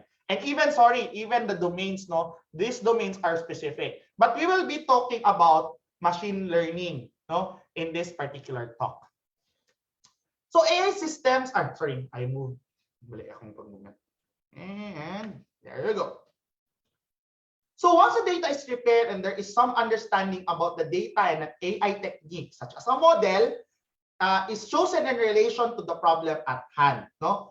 AI techniques range from very well-known statistical techniques. That is why I said AI is statistics and steroids, or AI is just statistics with computers. No, but a lot of data scientists would be mad at me if I say that. Data science is a field on its own, but it heavily uses data. It uses data, and since data is also being used in statistics, so it's statistics and data science goes hand in hand. Sorry for my friends and for those who are practicing data science. Data science is an entirely different field, but it works with mathematical concepts. No, that is why when you enroll in a data science program, you would get like a lot of mathematics, no, mga linear algebra, for example, statistics, different statistics, descriptive, no, descriptive statistics, for example. You would have a lot of mathematics, I would say, no, because you would also look at computational models as well. You would compute. You would need to understand the mathematical background of each particular model. So AI techniques, and ranges going to specifically develop to tackle AI problems such as ANN, no, artificial neural networks, or GA, like genetic algorithms. These techniques essentially perform some predictions, classification, or clustering. And you would look at later, you would see that classification is heavily used in supervised learning, and clustering is heavily used in unsupervised learning. And the AI system's job is basically to construct patterns in order for the system to perform specific tasks. Okay. So when we talk about the components of a typical AI system, which technique or the particular technique that we choose depends on the data at hand and the questions that you want to answer about the data, and what are the specific problems that you would like to address or you would like to explore. Statistical techniques are good for data preparation or even for simple clustering and classification problems. You can do that using SPSS, for example.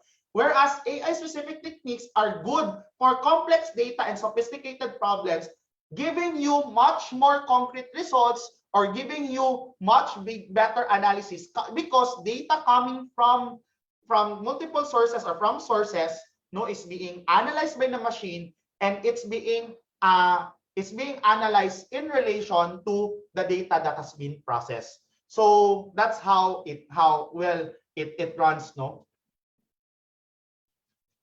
So one of the things smart machines are really good at is analyzing data. So you have heard si Sir kahapon, no, during the IoT talk, that we have our smart refrigerators, no, ordering certain certain items or ingredients when it's already at low capacity or low, it's already low inventory, no? So, for example, wala ka ng gatas and the ref knows that you lack gatas now, you lack milk, no? And the ref orders it for you online. The computer does not keep track of the inventory arbitrarily. It uses computer vision. It analyzes the entire ref. Ano yung item that matches a milk? And if makita, oh, there is no white container, there is no container that there is no PET container, no, containing a label that is said na milk, or there is no clear container with white fluid in it, no, or white liquid in it. So therefore, the ref would say that there is no more milk and it will order. It will not arbitrarily say na wala ng milk because pagkuha mo, actually pwede rin, no? Pagkuha mo, you did not return the milk, so it hence the inventory for the milk is already depleted. So there are instances, so you would see that computer vision works hand in hand with analysis of computer vision works using certain algorithms, no, to analyze certain products in your refrigerator, and that is how it's being integrated in IoT system as well. So pattern recognition uses supervised and unsupervised data to find patterns in data, either visual or textual, and this is usually the case.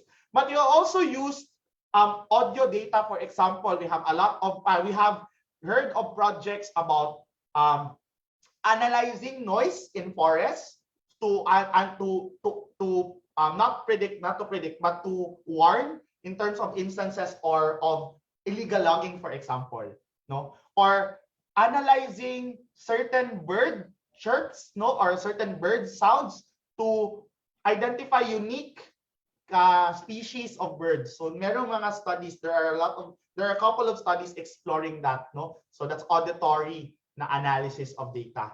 So it's very nice. And if you are computer scientist or data scientist or IT, no, your IT background, data science, or if you're, you might want to explore that, no, if you're taking your thesis or you're doing your, I saw some I saw some person in the chat, no, is a math student, no, it was a math student. So maybe the AI, machine learning might be a good context area in that you can explore, because again, it works hand in hand with statistics. Okay, so let's see the big picture. Most visual pattern recognition is done using supervised learning algorithms. So we'll be talking about supervised learning algorithms in a while. A significant number of training images are provided by the computer to learn and be able to recognize a pattern. I did not put it here. Sorry, mali sa word na pattern. But there is this cute study, no, or a cute example, not study, an example of identifying which is the dog, which is the muffin. Because there is, you can search in Google right now, you can search muffin versus dog. Okay. Because when you look at the muffin versus dog na problem, you would see that some instances a dog looks like a muffin. No, so you can search it in Google. I'll try to search it and send it to everyone so that you would be able to see, no, in the chat. So it's a very cute problem, no? It's a very cute problem analyzing if it's a dog or a muffin. But it's a concrete example. No, it's a concrete example of analyzing images, no? A colleague of mine has been analyzing sa host and panelist na ako na-send, has been analyzing what we call this, plate number recognition, for example, no. So you would see, no, I said in the Zoom chat, no, that particular, no, na you would see that the machine would have a difficulty identifying which is the dog, which is the muffin, because it's almost similar. Or there are other problems such as which is a dog and which is a fried chicken, no? So may mga cute na, no? And it's a simple starter to learn AI, no? So ganyan. So most pattern recognition uses a fuzzy logic where answers are close enough but not exact matches. And if you would look at image recognition problems or computer vision problems, you would not sometimes the machine gives you a certain percentage or confidence percentage, no, if how confident the machine is in terms of tagging a particular image.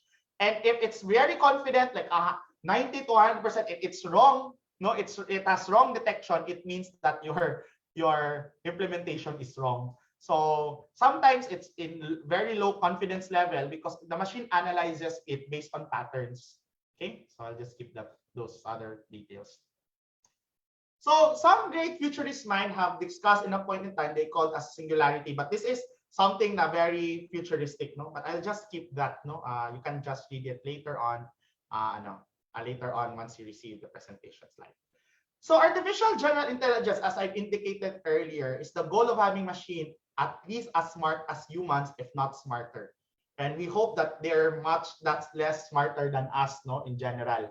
So specific advancements, no, in computer hardware are going to be necessary to achieve this, no. Human brains, described in computer terms, can perform 38 quadrillion na siya.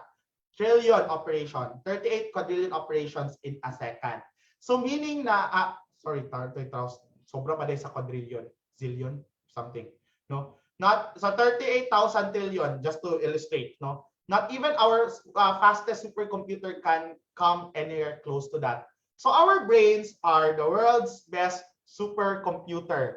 But sometimes we don't use it a lot, no? That's why that's why sayang ang ating supercomputer na nasa ating body lab. So yan.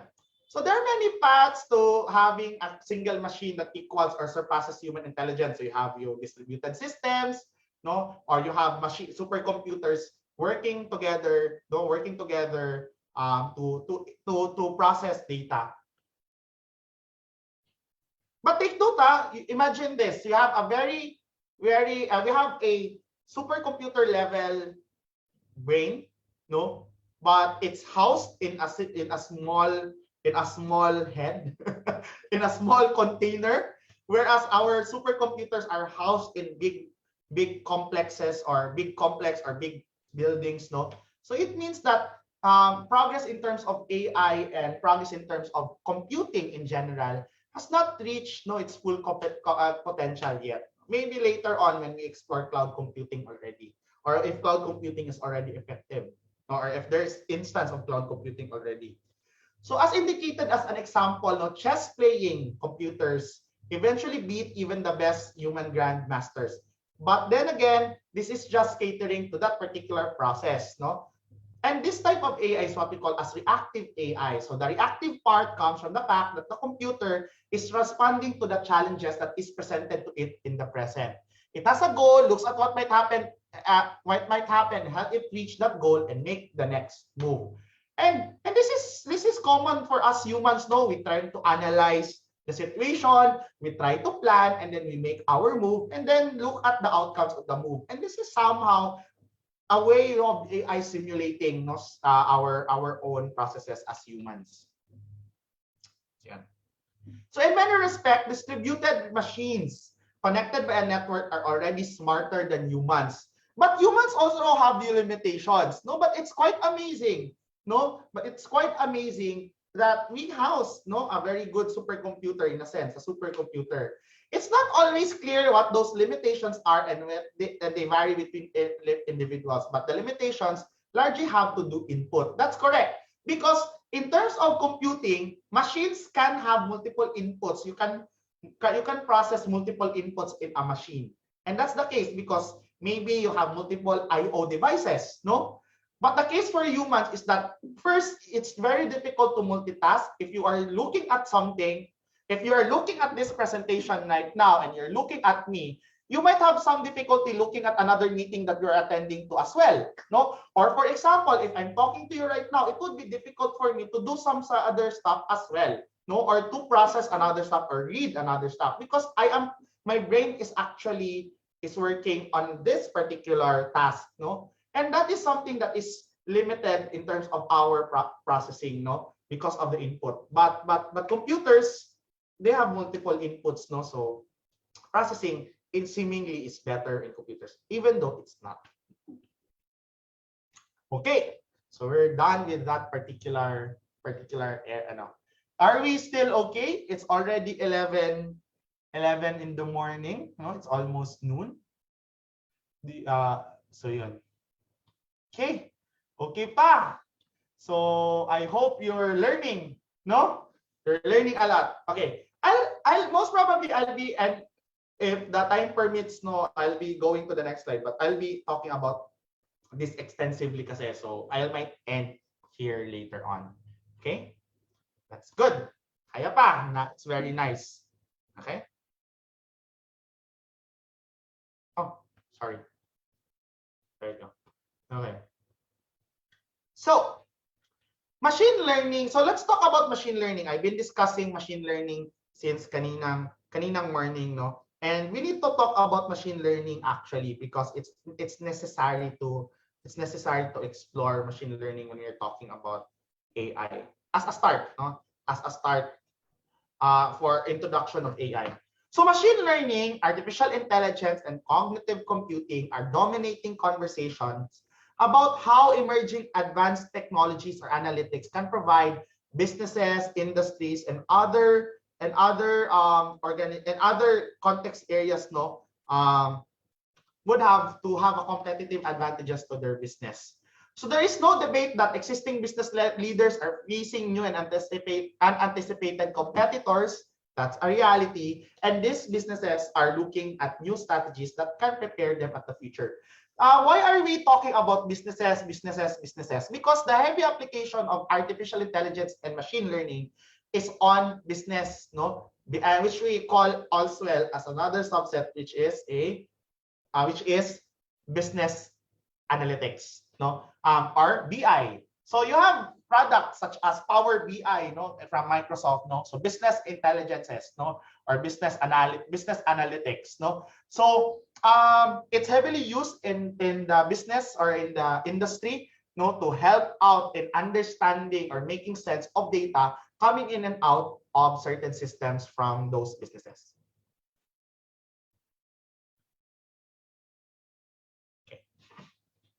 So machine learning has become one of the most important topics within development organizations that are looking for ways to innovate and leverage the data that they have or the data assets that they have to help businesses and other organizations gain a new level of understanding.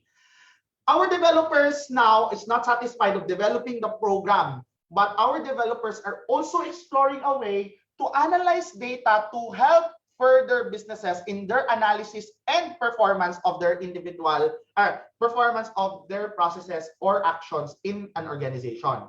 With appropriate machine learning models, organizations has the ability to continually predict changes in the businesses so that they'll be able to predict what would happen next in a particular system or in a particular transaction or process.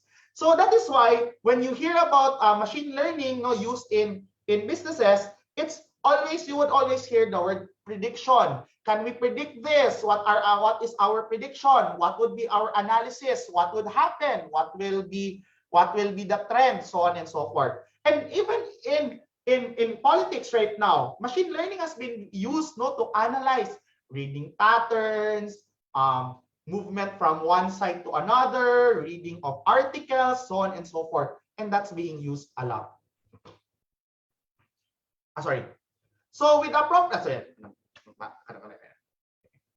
so you will likely interact with machine learning applications without realizing, as I indicated earlier, no? So for example, when you visit an e-commerce site and start viewing products and reading reviews, you're likely presented with other similar products that you find interesting, and it will be the case if you go to Lazada. So these recommendations are hard-coded by an army of developers. No, it's tedious and it's impractical, obviously. It's brute force. So you have these suggestions are actually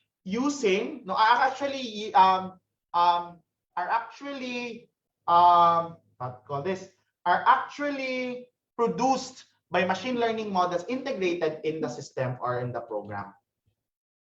Yeah. So as data is constantly added, the machine learning models ensure that solution is constantly updated. And that is why you have someone from one data science would, I forgot the term. You update, well, in a sense, you are updating your rules, no? You're updating your rules so that it would update as well it would update the effectivity of the system. So the value is straightforward. If you use the most appropriate and constantly changing data sources in the context of machine learning, you have the opportunity to predict the future because of the data that you have and the proper implementation of the models that you would have for that particular purpose. So machine learning is a special case of an AI domain where an AI learning algorithm such as backpropagation, is used with a technique or model. And good, that's correct. Si Sir Jeremiah, you have what we call as predictive analytics in BI, predictive and descriptive analytics, for example. So we have other models as well, such as ANN or artificial neural networks, that helps you learn from already available data and create an abstraction of the data and an analysis of what that data, information of that data can yield. Machine learning is a form of AI that enables a system to learn from data rather than through explicit programming or brute force programming. However, machine learning is not a simple process because again, you would need to identify the perfect fit model for the purpose that you would have or for the necessary information that you would like to know. So even though the terms are often interchanged, most computer scientists would say that machine learning is a set of techniques that sits inside even the most ambitious goal of artificial intelligence, or AI for short. So that is why you often hear machine learning and artificial intelligence being used interchangeably. But in actuality, you would see later that machine learning is a set of technique that is under the big area of artificial intelligence. So machine learning uses a variety of algorithms that iteratively learn, and you emphasize the word iterative because it updates the rules, it updates certain, it updates functions, learning from the data to improve, describe data, and predict certain outcomes. As the algorithms ingest training data, it is possible that to produce more precise models based on that data. A machine learning model is the output generated when you train your machine learning algorithm with a particular data. So after training, when you provide a model with an input, you will be given an output. And I will show you at least a simple implementation of this later on.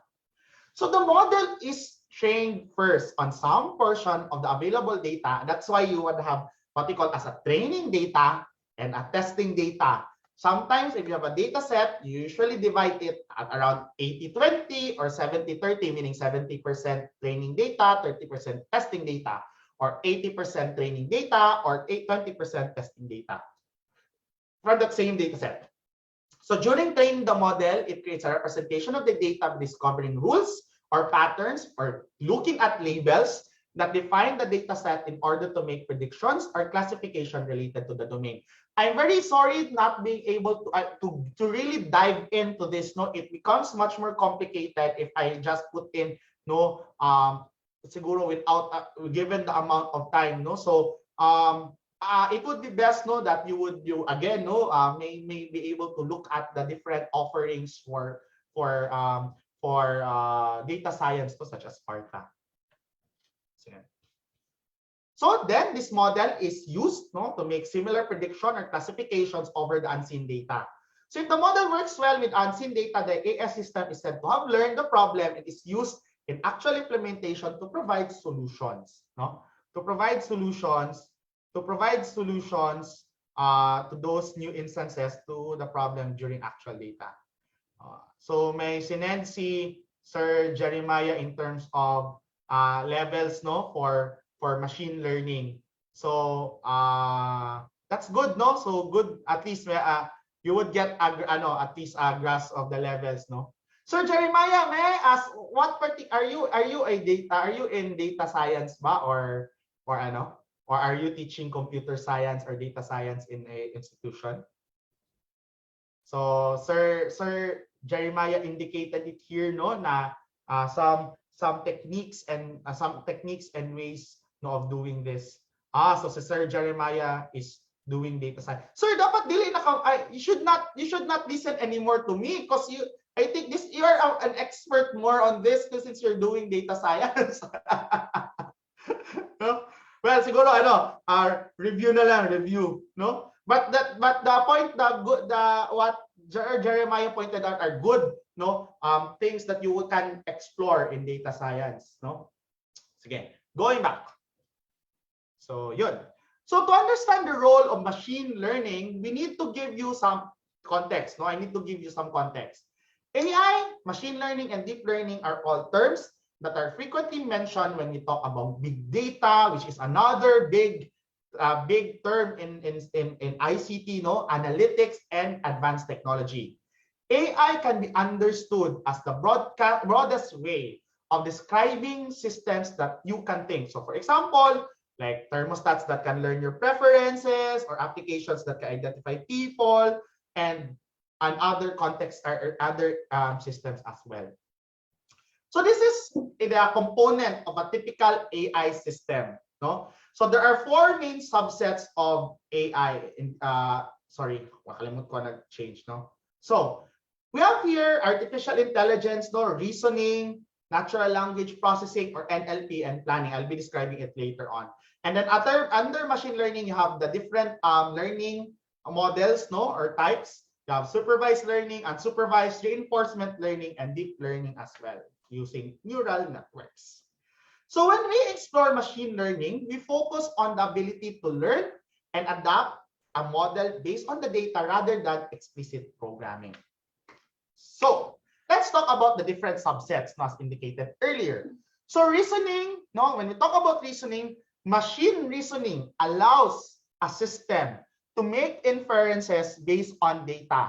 In essence, reasoning helps fill in the blank, no, where there is incomplete data. So machine reasoning helps in making sense of connected data. So if there are gaps in terms of the data sets that you have, it would still make sense of the data as much as it can do, or as much as it can make sense of the data. No, so I think the machine would try its best to make sense out of the data.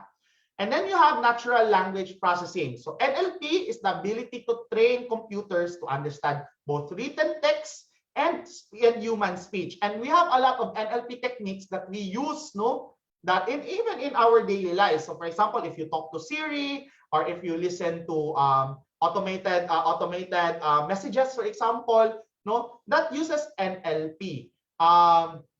Even in text, for example, when you do chatbots or with chatbots, no, it analyzes some chatbot analyzes specific text so that it would understand what you are trying to convey.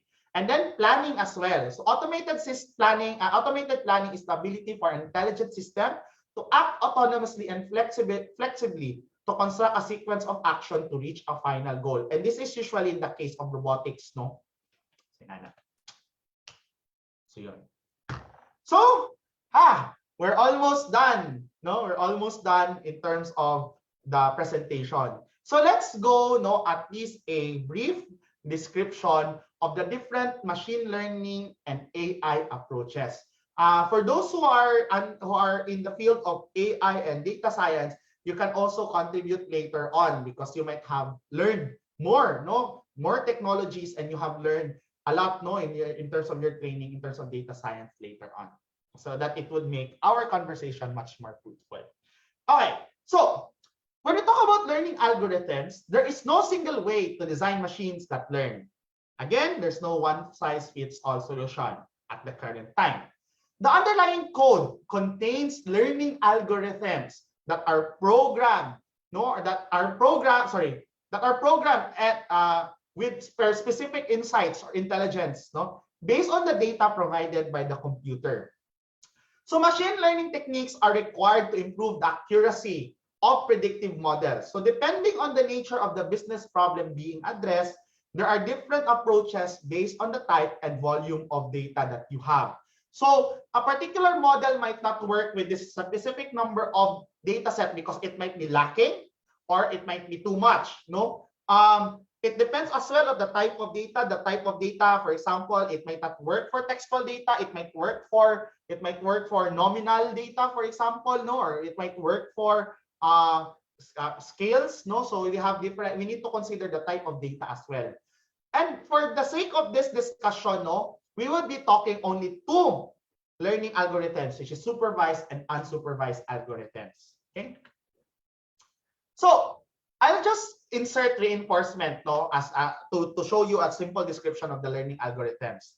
So supervised is simply the process of learning with training labels, and unsupervised is obviously the process without training labels because it's opposite to supervised. Reinforcement, on the other hand, is the process of learning an environment through feedback of an AI's behavior, similar to what a child does, no? Because we reinforce and then the machine learns and then being reinforced again so that it would learn and learn. Okay. Sorry. So supervised learning is exactly what it sounds like. So someone supervised the input of information, no? The input of information upon learning upon which the learning algorithm will arrive at a conclusion. So think of it as like giving a computer a tutor. So a simple instance of this is, for example, you have a donut and bagel, for example. No, ay hindi man social, hindi man kayo common ang social man kayong bagel oy. I'm not so sure. It might not be common for other places.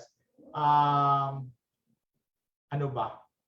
Something that can traverse different cultures here in the Philippines. For example, sige na lang. Let's have different sige, donuts or bagels na lang eh. Kaya mao man ako mahinumduman dyan always.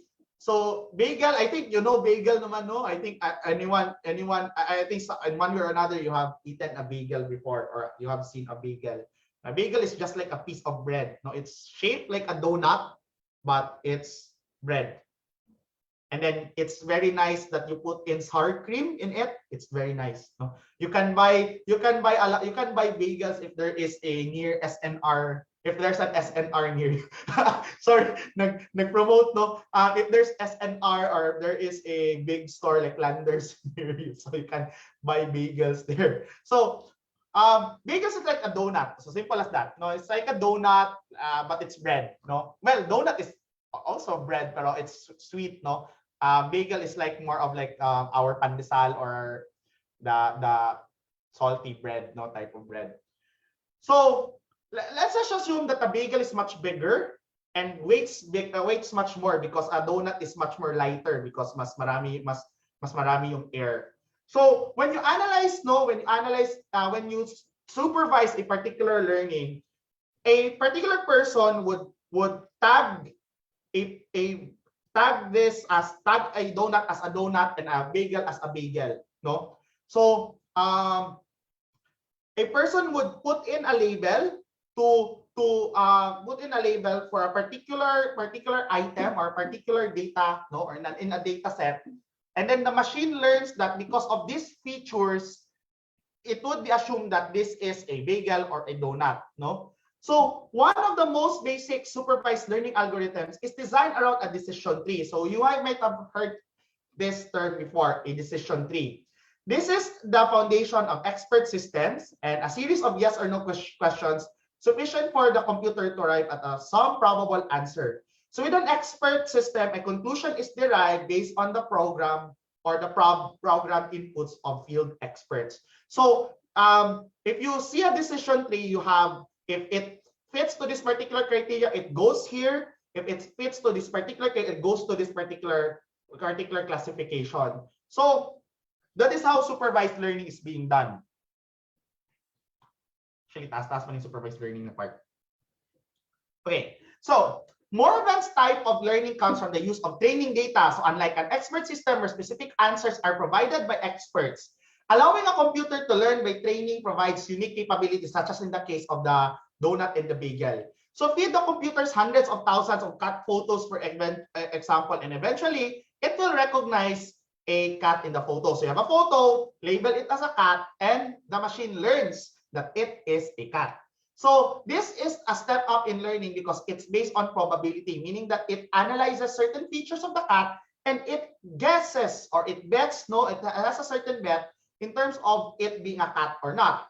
So based on every other cat picture the computer has seen, it would have a certain estimation or it would estimate or it would guess, no, if it's a cat or not based on its probable idea or based on its perception of what a cat is, no, in a photograph.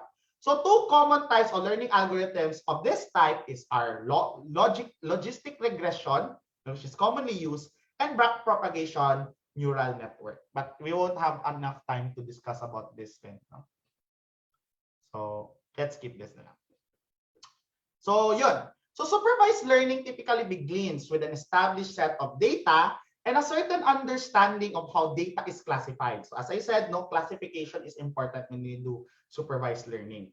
So supervised learning is intended to find patterns in data that can be applied to analytics process, and the data should be labeled with appropriate, we should be labeled based on the features that it has so that it would have a certain meaning.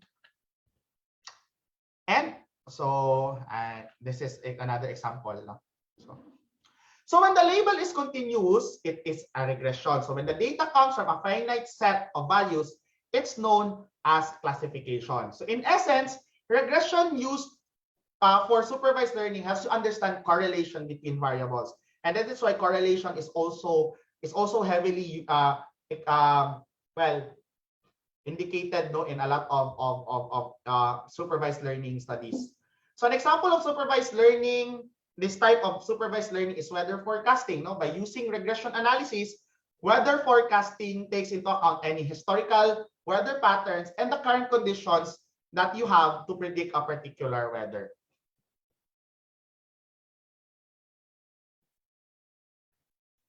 Okay, sorry for that. So I did this already. So yeah. The problem in supervised learning is that you also sometimes get these concerns of overfitting. So occasionally, patterns that are identified as a subset of data can be detected in the larger population of data.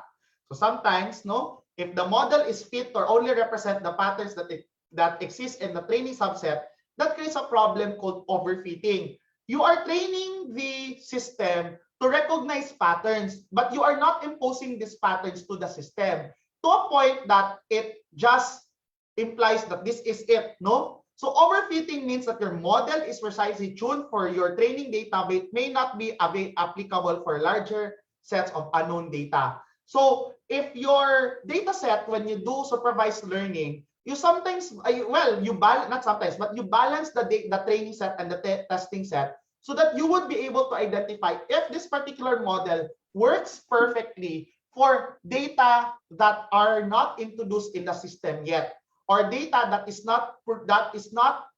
unique to what you have as a data set. So that if that external data gets fed, no, in that particular model, you would be able to get at least a very reliable,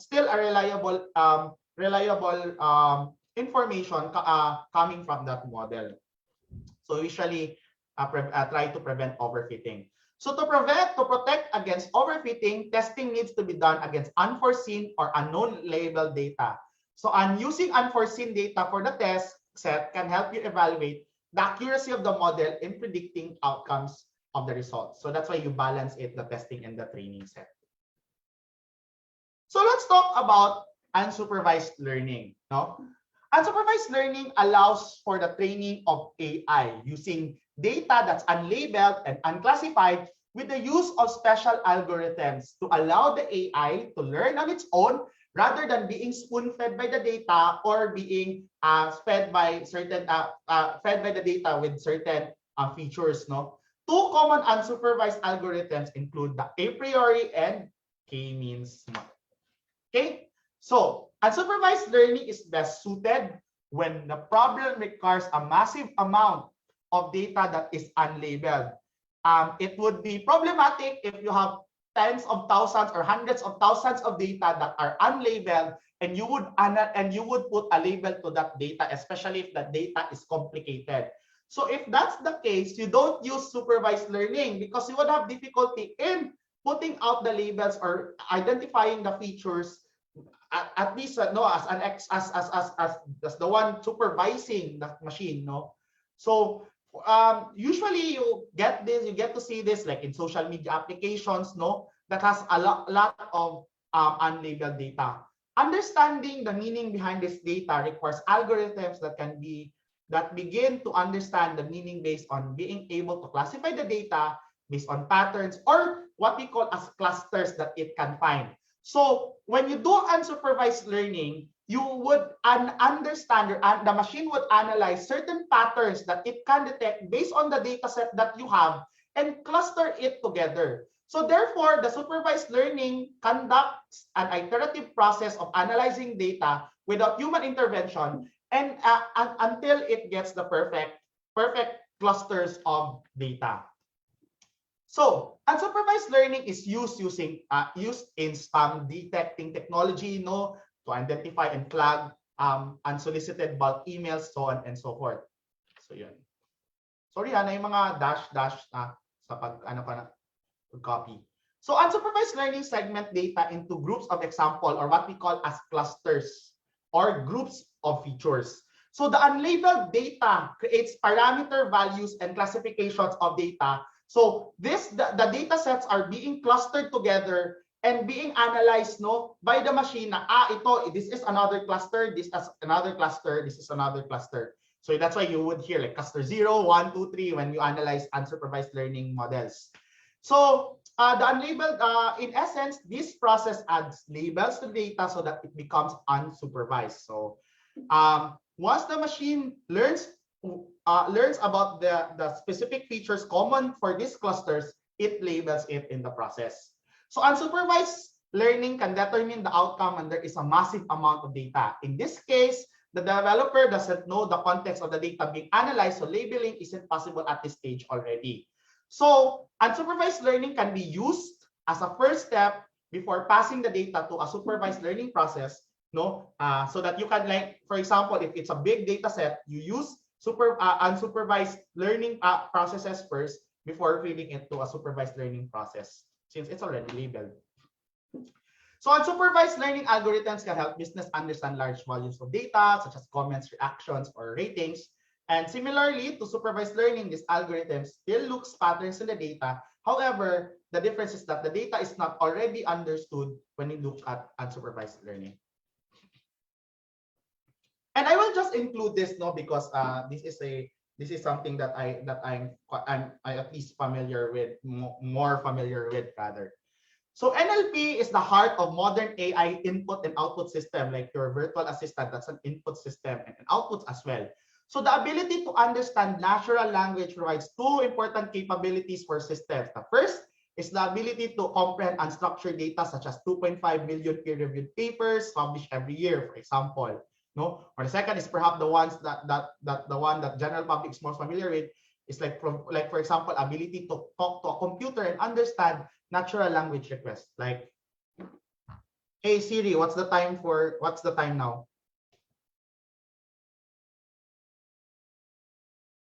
Hey Siri, what is the time now?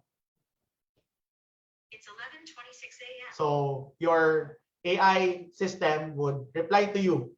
And even you can even crack jokes with your AI system. So that's natural language processing in action, no? So even though NLP is in its early stages, home smart speakers are becoming very pervasive, no? So you have your Apple, yung mga I forgot this, yung mga Apple speakers, no? Even Me speakers, no, that uses Google Assistant. So they can tell you what time it is, what the weather is, no? Hey Siri, what's the weather in Zamboanga right now?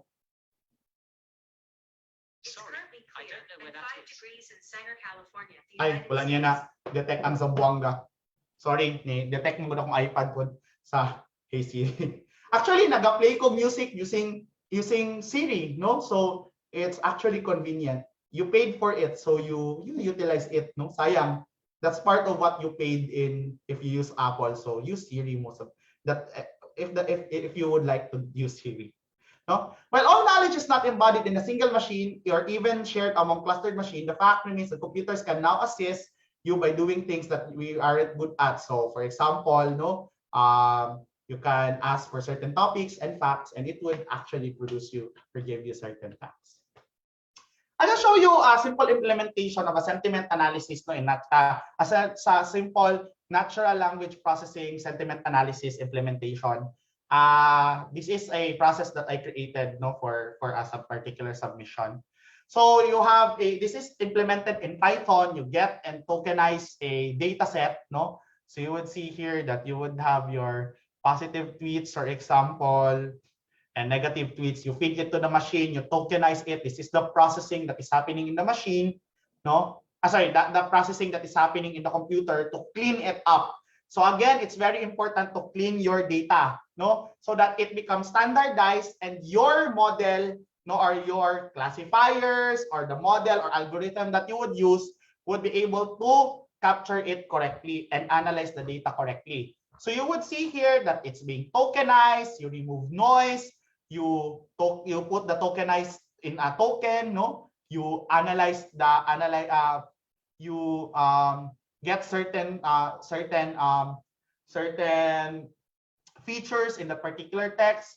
You store it in a particular repository and then merge and shuffle, no, so that the positive and negative data set gets into merge into one, so that you can divide it to 70-30. In this instances, I make it at 70% training set, 30% testing set, and then feed it to the machine for training and testing for accuracy, and then I applied it in a particular context so that you would be able to understand or analyze if a tweet is okay or not. Okay, so some example. So example lang siya. So I'll show you an example in later, no, since napaman tayo time. So actually that's it, no, in our for our crash course. So I'll go to the example muna before me entertaining some questions. This is a program that I created using Google Colab. So you discussed about cloud yesterday. So this is an implementation in Google Colab. I'll just remove my bookmarks first. And there you go. I just remove my bookmarks first, kay, I like Google Colab because first you can collab in Google Colab. It's easy to collab. So this is a sentiment analysis, a copy of a sentiment analysis program. This is derived from NLTK processes, no? So I won't talk about this too much, no. Google Colab is a development, well, I would say a development platform, no, that which you can use resources in Google. That is why pag makita ninyo dito, sorry ha, makita ninyo actually, naman siya run, makita na ninyo pag dako ang system. Wala ha? So, sorry, mag-run day ko dapat. Copy man ninyo. Run all. So kung ako na siyang i-run, mag-allocate na siya of certain resources from Google, no? So it can run, it uses the GPU, CPU of certain resources ni, no, so it uses RAM and certain disk space ni Google, and it runs the system. So this is a very good way for those who are doing machine learning or AI, no? To learn, no? You can learn. There are a lot of documents and documentation here. So what we call this? So the first step is, this is just reflective of the presentation slide, of what I indicated in the presentation slide. So you import the necessary libraries, download the necessary functionalities and other packages. And then here, actually, this is the part where you do the model. It calls the name-based classifier model, and then it feeds, no, the data set. The data set is feed to this classifier, and then it produces a model. So it's 99.5% accurate, which I think is overfitted, no. But for the sake of example, I'll just say na, So here, it actually analyzes tweets, no? So it gets some tweets, no, from this particular JSON file, and then analyzes a tweet if it's positive or negative. So this is a example of a sentiment analysis program. So here you would say, here you would see na, oh, sorry, you would see that this particular tweet is negative or positive, so on and so forth. So this is a very simple AI, a simple natural NLP implementation. It's really just simple. Complicated siya tanawon, pero it's quite simple. The requirements obviously for this is you know how to code, and this is coded using Python. So, ganyan. So I'll stop the sharing first, and I will show you a very good way of learning AI, no, through experience. And you can go to ai.google, no? It's a simple website. It's just ai.google. And you can look at the projects that has been implemented in ai.google, no? So you would see here some you would see here the tools that has been built by AI Google, no? And then your educational tools for machine learning for using Google tools, no? I forgot saan ba 'yun? Stop ko lang muna, pause ko muna ang share ha.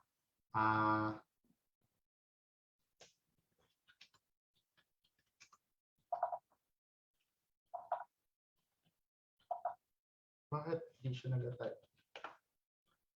AI experiments. So you can also look at AI experiments, no? So ai.google, no? And then you can, sorry, I pause the sharing the screen. So you would see here, no, in AI experiments, this is still under Google.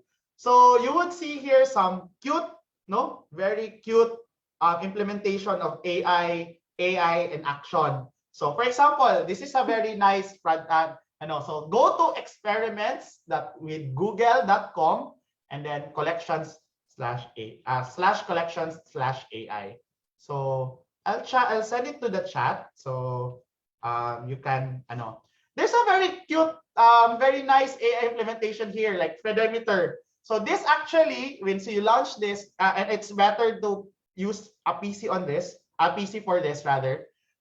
It actually matches your voice. If how does it match or pair with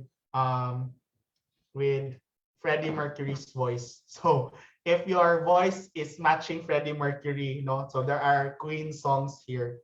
So I'll just use this, this one. So this is quick draw, and you would see here how the machine analyzes your drawing.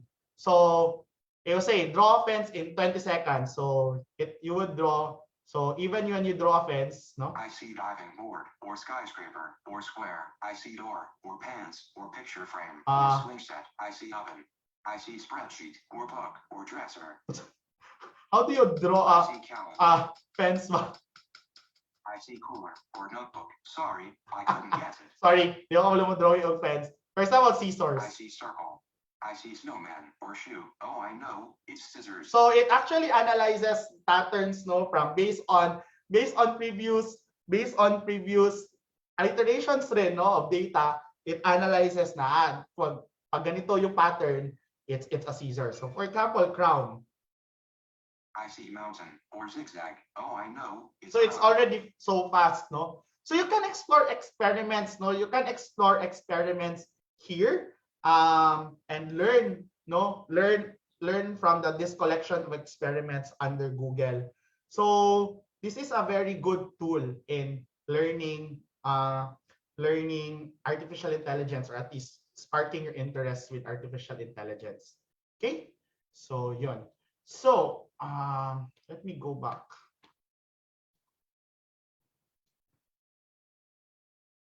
So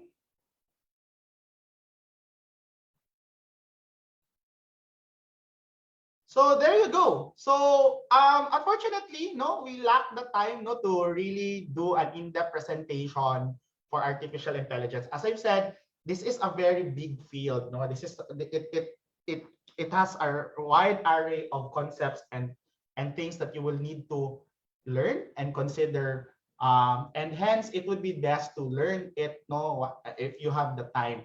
As I said earlier, and I think our friends from the DOST or who might be here, and some people who can attest to it, there are a lot of there are a lot of free courses, such as Project Sparta, that you can apply for to learn more about data science, or in a sense, artificial intelligence. So these are the references. These are also available in the presentation slide, so you can check that out. Most of these references are free, and you can check that out. You can download it because these are free, from mostly from IBM, and the other one is from UNESCO. So you can get the presentation from bit.ly/DICTMC1_A So bit.ly.DICTMC1_AI. So you can get the press copy of the presentation slide from there. So I guess that's it. I'm Raul Vincent Lumapas. I'll just skip the contact details because we're also in Facebook pala. I forgot. So that's my presentation on artificial intelligence. I hope you had at least the tip of the iceberg learning up on artificial intelligence, and I hope that sparked your interest for artificial intelligence, machine learning, and data science. We have learned a lot of different digital transformation technologies all throughout the 2 days. I guess it's not enough to just stop learning from our presentations. I think it would be best that people would learn more from reading a lot of articles, from reading research papers, from reading and watching videos in YouTube. There's this very nice YouTube video playlist in Crash Course for Artificial Intelligence. So kindly check that out. Again, thank you very much, DICT. Thank you very much to everyone, Sir Rod, to the different staff of the DICT, to the different members of the DICT. Kindly extend my thanks to Sir Jacob and to Director Tess. I know Director Tess is in another area right now for with the other directors. So I kindly just send my regards to Director Tess. And I hope that I made at least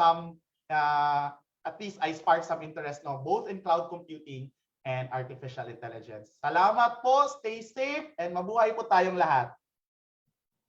Thank you so much, Sir Raul. And let's give Sir Raul a virtual round of applause for a very insightful and interesting webinar on artificial intelligence. I'm sure napakarami po natin natutunan. So, ayan, don't forget also to watch yung mga suggested K-dramas ni Sir Raul. Ayan, si Startup talaga yung favorite natin. Okay, and so for our gratitude to Sir Raul, before we give our certificate, if there are any questions that our participants would want to raise, now is the right time. You can chat it in our chat box or through our Q&A tool sa Zoom. And we are also still live on our Facebook page. Thank you, Ren. Sir Sajid has indicated here to learn more about IoT, machine learning, and AI. So there is a community. So maybe you can check that out as well. Yes, so if you have any questions, cloud computing or IoT, you can ask your questions. I'll try my best to answer the questions. Okay, so for those asking for the evaluation, we will post it later after this webinar. Ayan. So I think wala ng questions. Very enthusiastic din ang ating participants all throughout the webinar, and they are talagang nag-engage sila through our chat box. So very clear siguro yung ating presentation. So if there are no more questions, I hope this will not be the last of our webinar with Sir Raul. And for that, we would like to award Sir Raul our certificate. So allow me to read the citation for our certificate.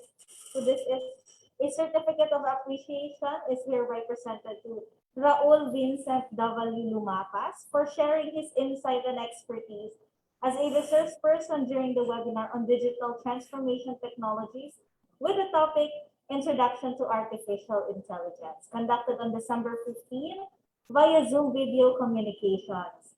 Given this 15th day of December 2021, signed by the Regional Director of the DICT Mindanao Cluster 1, Maria Teresa M. Camba. Maraming salamat po, daghang salamat Sir Raul. Daghang salamat. Thank you. Okay, so now for our closing remarks, let us welcome our very own Zamboanga Officer of the DICT Mindanao Cluster 1, Sir Juanito Calingacion Jr. Good morning, Sir JC. Okay, thank you very much, Dana. So good morning, everyone. So first off, I'd like to give a shout out to our resource persons. Massive thank you to both our resource persons in day 1 and day 2, Sir Aris Moratalla and Sir Raul Vincent Lumapas, for sharing your time and expertise on the Internet of Things and cloud computing po, no? Especially yung artificial intelligence. Okay, these two topics I would say are high-tech buzzwords for the past few weeks running. And to me, these two topics as well would be a wellspring of startup ideas. No, yes, I would say if you're into startups or dreaming of putting up one, IoT and cloud computing would be a fertile ground, no, for those startup ideas. To our participants, congratulations for attending this two-day webinar. No? So, and moving forward, I'd like to encourage participants to explore some more on these two topics. And who's to say that one of you could dream up of a startup as a result of these webinars? As one poet said, do not go gentle into the night. Okay, so pursue your ideas. Bring home the bacon. My hats off to the ILCD team of MC1 led by Sir Rod Bacansantos for another great and interesting and new webinar. If it's visible, I would suggest that a series of webinars that would be geared toward startups, wannabes, and dreamers for next year. Once again, good morning to all of you, and God bless and stay safe, everyone. Thank you, Dana. Back to you. Thank you so much, Sir JC. There we have it. We are now ending our webinar on digital transformation technologies. But before that, may I request our panelists to turn on their cameras for a quick photo ops.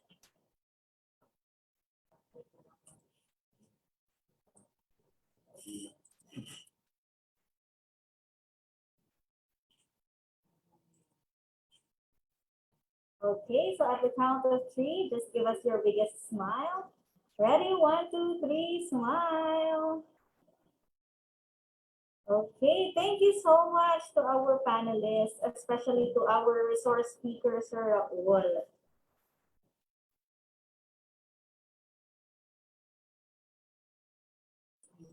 Okay, so hopefully this will not be the end of our webinars on digital transformation technologies, as in the future we will be having more. So remember to follow us on our Facebook page and also on our YouTube channel, that's DICT Mindanao Cluster 1 Official.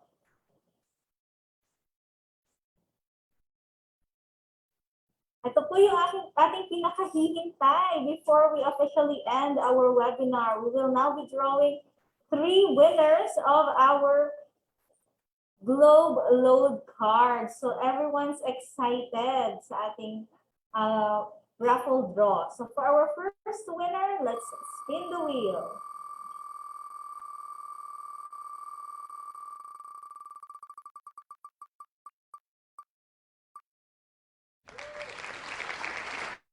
Congratulations, Sir Howard W. Gubatanga, our first winner of the 100 peso load card.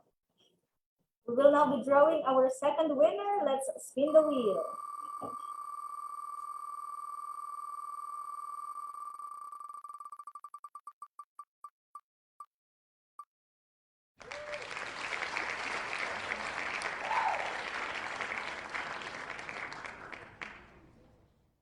Congratulations, Sir Arjim Abdukarim. And now for our third winner.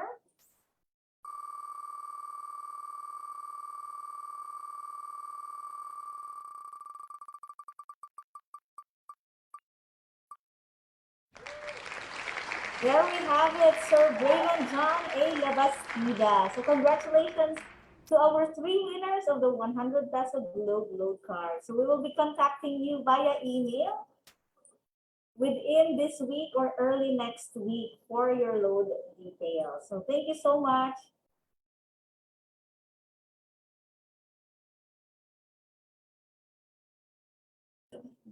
And for the issuance of our certificates, make sure that you have joined the live session via Zoom or Facebook Live for the duration of the 2 days of this webinar, and submit a daily post evaluation and pass the quiz if there is a quiz, which will be strictly accessible until 12 midnight of the same day. Wait for your e-certificates to be given within 1 to 2 weeks, and of course, a passing score of 70% is required to complete the course. For those who will be able to satisfactorily comply with the requirements, will be given a certificate of participation.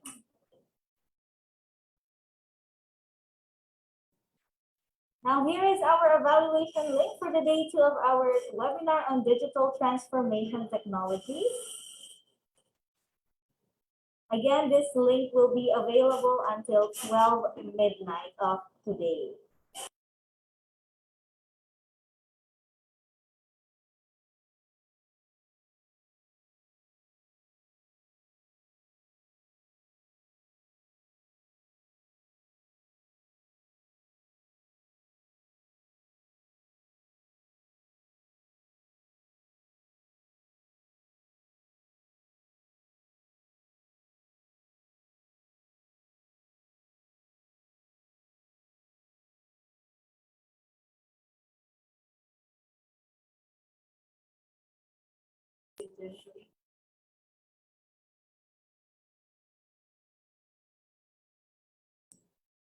For our evaluation, please take note that we will be having the word of the day.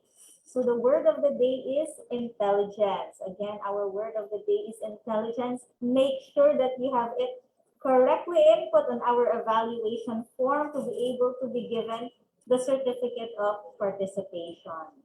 So there will be no quiz, just the word of the day. Again, it's intelligence. So again, the evaluation link will be available until 12 midnight of today. So make sure you are able to pass your evaluation forms before 12 midnight.